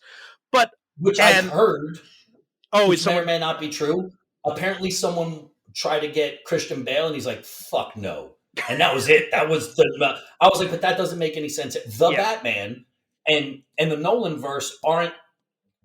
That's not even elsewhere. Leave them the fuck alone. They're different birds altogether. You can't have any of that shit. Of course, he was going to say no. And besides, that's fan service anyway. No one gives a fuck. Like at that point, people didn't like the movie so much that they're like, oh look, it's Clooney. And again, Sarah's like, the fuck is George Clooney doing there? I'm like, yeah. Yeah, trust me, it's not like now if there was a post-credit scene in a multiverse of a Marvel movie and an older Tony Stark shows up at the end and people would lose their shit and cry and name their kids after him. George Clooney's like, fucking cares. Like that's essentially what it was. Yeah. I mean, again, I liked it, but I understand that point is well taken though. And the just like the way they did the Flashpoint story and just like, I mean, you've got this, they also set themselves up with a problem they know they couldn't solve because you've got this Kryptonian army. You know that you can't solve them with the Flash and all, just these people alone. Right. So why are you even going down this route to begin with? Right? Why not do the Flashpoint story? Why not bring in Reverse Flash? I mean, hell, bring in Tom Cavanaugh to play the Reverse Flash as like a twist. That would be amazing. Instead, you make it the same Barry that ran back and forth. It was the Reverse Flash anyway. Mm-hmm. You could have just did that. You could have did that. But no, dude, make Reverse Flash Grant Gustin. Put him in the fucking movie. Oh, that would have been cool. At least make it. You know what I'm saying? At least make it, because as soon as this thing showed up, I was like, that's going to be him. Like it's not even like a fun figure it out. It was like, no, don't do that. Don't do that. And then they did it. The two things I like about the flick were, number one, I love how S1, but like, I love how the Superman aspect of it played the same. They lock him up, or in this case, lock her up. I like the silo fight. I think the silo fight with Batman was on par with the warehouse fight in Batman. That was great, man. That's Absolutely. Michael Keaton in this fucking element. It was awesome. And I love the fact that they finally realized, like, no, these people are going to die no matter what. Like, we can't, like, there's nothing we can do. Like, this is a moment that just has to happen. I liked that of it, but it wasn't enough to make me like this fucking movie is anything else but shit. Yeah. It's shit, dude. It was a terrible flick. So again, this is number 16 for me. Where did this rank on your list? 14. Only outdone by the Justice League because it made no sense, and Wonder Woman 84 because fuck that movie. Maxwell Lord.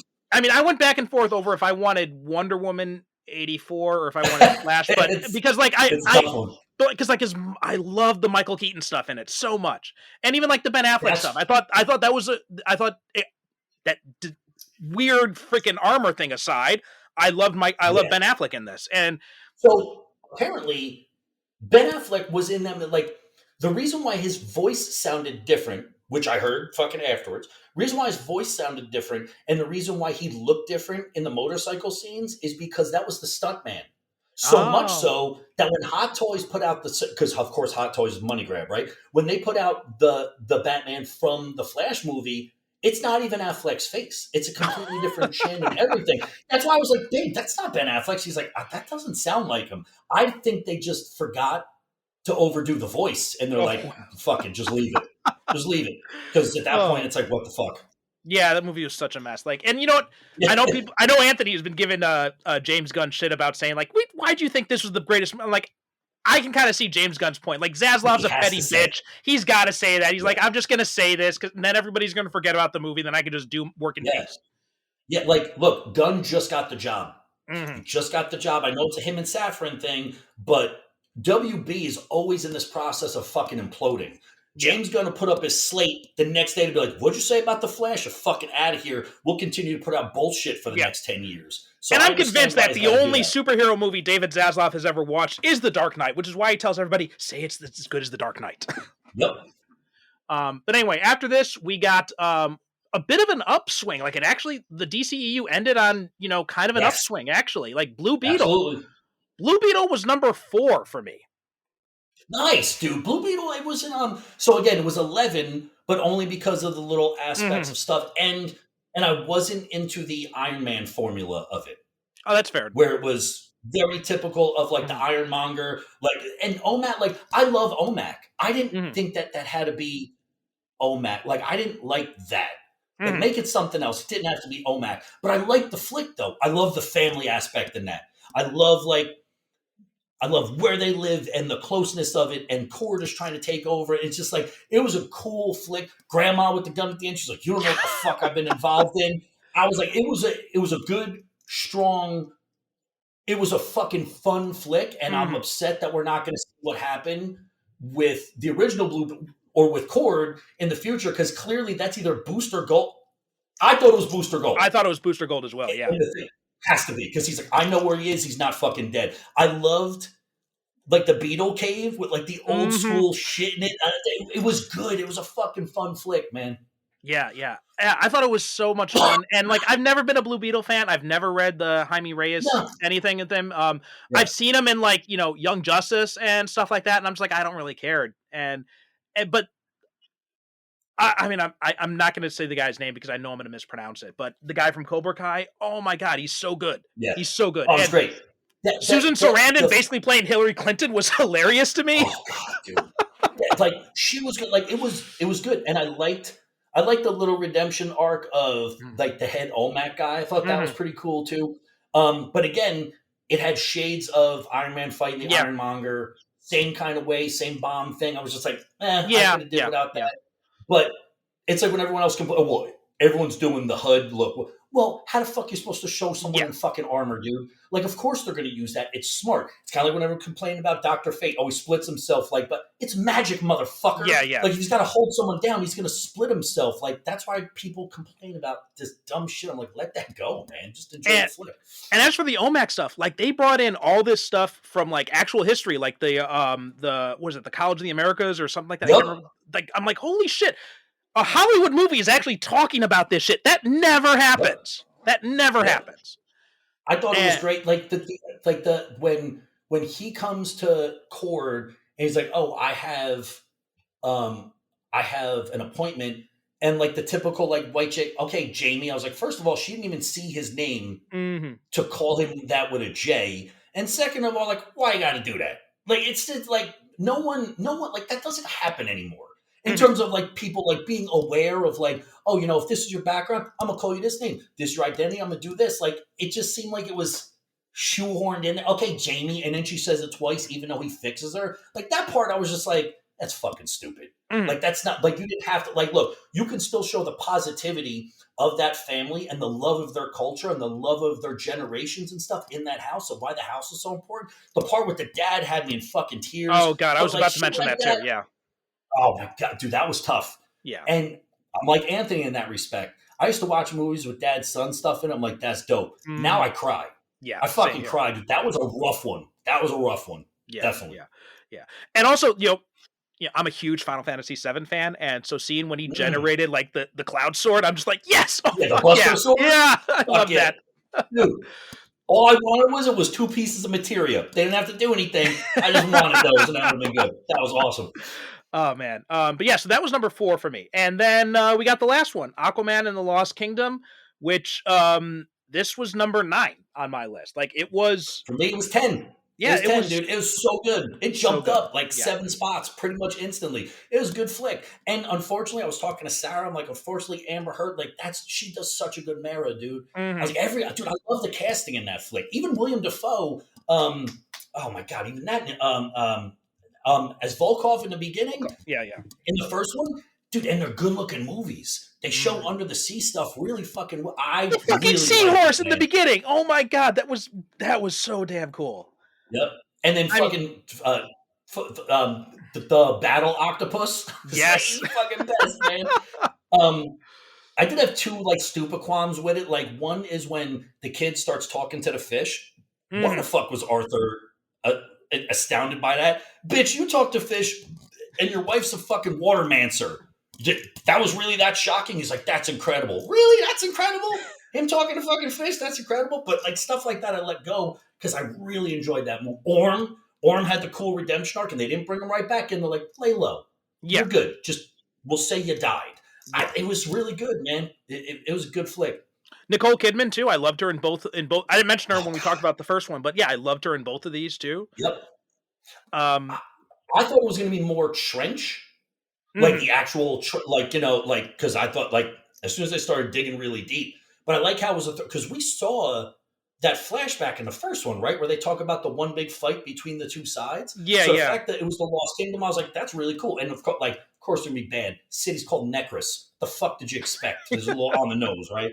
But dude, we just watched it. Actually, that was the last flick I had to watch. We finished it a half hour before I did this fucking podcast. I'm glad I did, man. I'm glad I didn't wait. It was a good flick. I didn't care about seeing it. When I saw it, I'm like, I'm really glad I did because it was enjoyable as shit. Same here. Yeah. Like I was the same way. I'm like, well, what's it matter now? But when we got to it, I'm just like, man, yeah, this is really solid. I like this a lot. So yeah. Go ahead. However, the thing that probably lost about 3 points for it, he makes this beautiful speech at the end. This fucking incredible speech about how which they don't know he's Aquaman. He's been in the Justice League. The motherfucker's been on TV. They don't know who the fuck he is. But he's like, he makes this awesome empowered speech. He's like, and I'm Aquaman, woo! And that's where it ends. I'm like, dude, you should have just cut that out. That speech was awesome at the end. And then they make him be a fucking idiot. Yeah. Yeah, I think that was my only comment. At this point, I think it was just that, it's like, that's the last movie. Who cares? type of thing. Yeah, he's on his way out. It doesn't matter. And then Orm is eating the burger, but then eats the roach. I thought that was pretty fucking I love that. It was a good flick, man. Yeah. It was a good flick. Like, also, we didn't mention, but Randall Park, too. Randall Park is hilarious. I love Randall Park. He's real life multiversing. He's in fucking in Marvel and DC. He's having the best fucking time ever, man. Oh, yeah. All right. So that's basically what so let's do a quick recap of our list. Like for me, I had number 1 was the Suicide Squad. How about you? What was your number 1 again? Zack Snyder's Justice League. Zack Snyder's Justice League. My number 2 was Aquaman. 2 was Wonder Woman, the original. My number 3 was Wonder Woman. My 3 was BVS. Okay. And my number 4 was Blue Beetle. My 4 was Man of Steel. And my 5 was Man of Steel. Mine was Aquaman. And then number 6, I had Shazam. My 6 was Harley Quinn. Okay. 7 was Harley Quinn for me. My 7 was Shazam 2. Number 8 was the Snyder Cut. My 8 was the Suicide Squad. We did the 1-8 flip. Right. Yeah. Number 9 was Aquaman and the Lost Kingdom. My 9 was Black Adam. Yep. Number 10, I had Fury of the Gods. My 10 was Aquaman 2, which honestly was probably 9. That's probably above. That's probably above Black Adam. Dude, the guy who played Black Manta, man, he should have got his. Oh yeah, Yahya Abdul-Mateen, and Dr. Manhattan in the Watchmen TV show too. Oh God, I know. Then number 11, I had Black Adam. My 11 was Blue Beetle. Okay. Number 12, I had Justice League. Mine was Shazam. Yeah. That's 12. 13, I had BVS. My 13 was Suicide Squad. Yeah. 14 was Wonder Woman 84. My 14 was The Flash because we did a 14-16 flip, I think. Yeah. And Suicide Squad was number 15. Mine was the Justice League. And then The Flash was my number 16. My 16 or my 20 or 40 because I would just put random. Dude, I put Tubi movies in front of that fucking flick was Wonder Woman 84. That was my 16. All right.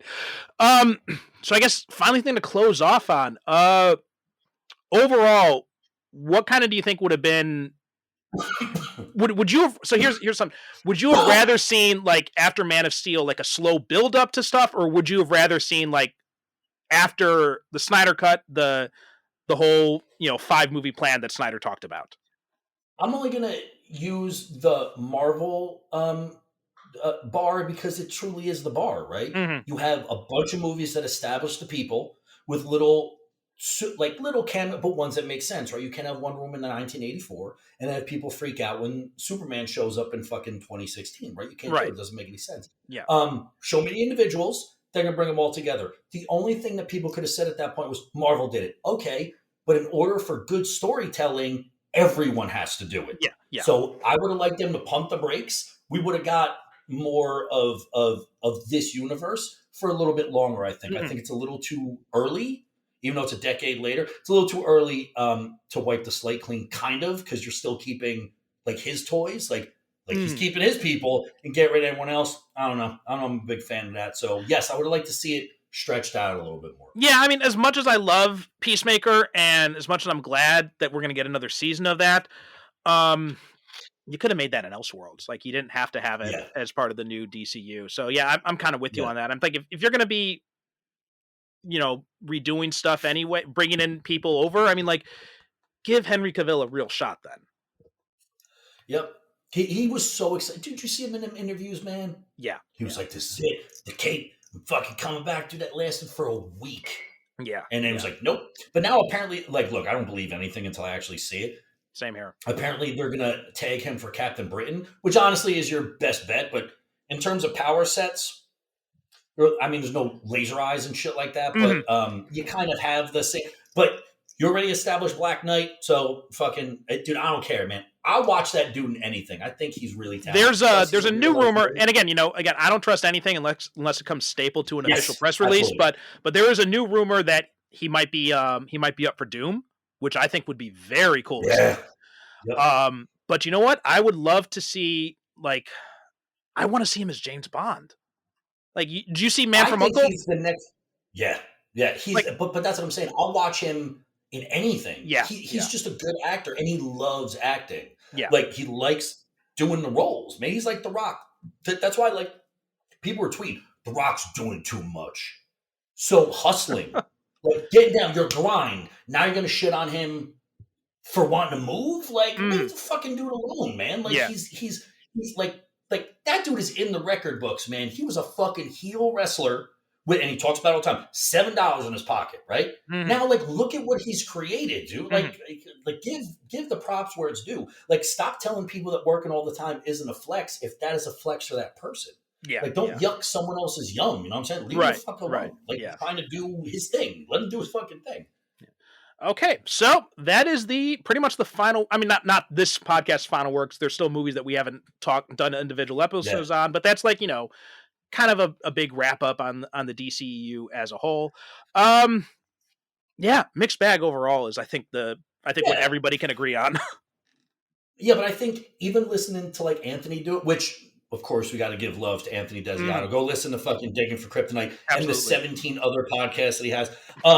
He kind of did the same thing. Like his bottom 3, his bottom 4 were movies that he couldn't stand. And then it seemed like it was like, well, I really like these, but they just kind of went different. And I love the fact that we did the same thing. Like the bottom 4 was shit we just didn't like. And I was like, no, man, 10 was really good, but I like this other stuff. So when you look at it as a whole, a snapshot from the whole, even with all the inconsistencies, the movies weren't fucking bad, man. Like, they most certainly weren't as bad as everyone made them out to be. I mean, especially when you divorce them from the source material. And, I just did an episode with my buddy Stacy, and, we were chatting a little bit about the Snyderverse, and I said, I'm like, you know what? I actually kind of, and I'm like, you separate them out. Like, obviously BVS, I still got massive problems with, but, Man of Steel, Snyder Cut, separated from their source material, they're good movies. Yep. But I guess we'll see what happens with the new run, right? I mean, you got a bunch of shit that like he's taking a chance on, man. Like The Authority. Yeah, I'd rather it be Planetary. I think Planetary is a cooler look for like this crazy overworldly, like we watch over all this other shit. But I'm a really big fan of Creature Commando. I love Doug Mankey. Like that's my dude. We talk about lifting and shit. He put me in a comic, which was fucking great. Oh, nice. Yeah, in issue 1 of Swamp Thing Green Hell, I'm one of the guys fighting. He's got my Hunter Thompson sleeve. He put my son's name across the back of the guy's vest.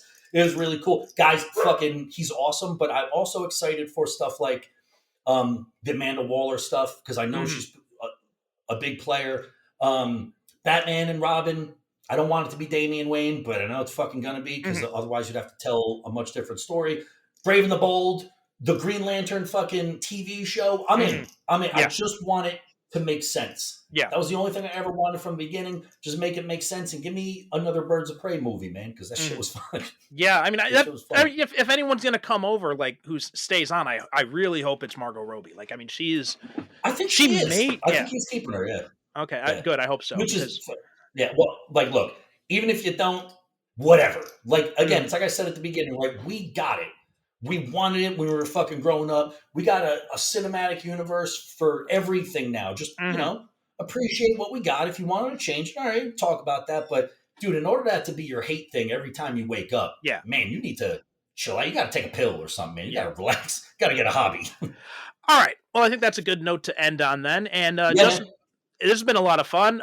And see, we can talk about this stuff. We can disagree about these movies, and we don't have to fight each other over it. That's right. That is correct. But anyway, why don't you tell people where they can find you? At Real Life Lobo on Instagram. It's really just pictures of me and my son and my dog and my wife clowning around. Some cosplay stuff in there. And I'm on Not So Secret Dad's Business with my friend Nate. That's my weekly show.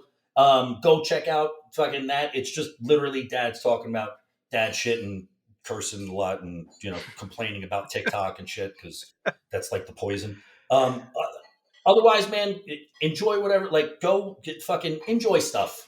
Like, I know we talked about it in the beginning, man. Look, I know you got all these ideas for scripts in your head, guys, and I know fucking Star Wars might not go in a direction, but like I said, you either have it or you have nothing. Mhm. At least we got it right now. We could talk about it. Just be nice to each other. Be civil to each other, man. You can not like stuff and you can still have a conversation about it and carry on the rest of your day without being a dick. Right. That's right. That's really it. Okay, yeah, well said. As for us, we are superherocinephiles.com and Super Cinema Pod on Instagram, Blue Sky, and Threads, so be sure to check us out there. And that does it for this episode. Thanks so much for listening, and we'll talk to you next time. Thanks for listening to the Superhero Cinephiles podcast. Superhero Cinephiles is produced by me, Percival Constantine, with the support of Zencastr. The show is created by myself and the late great Derek Ferguson, our host emeritus. Visit us on the web at superherocinephiles.com to listen to past episodes or find out how you can be a guest yourself.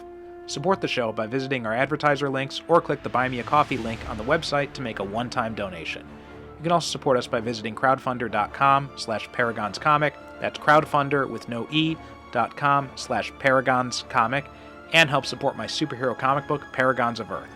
We are Super Cinema Pod on both Instagram and Blue Sky, so please be sure to follow us. We'd also appreciate if you could rate and review the show on Apple Podcasts and share us with your friends.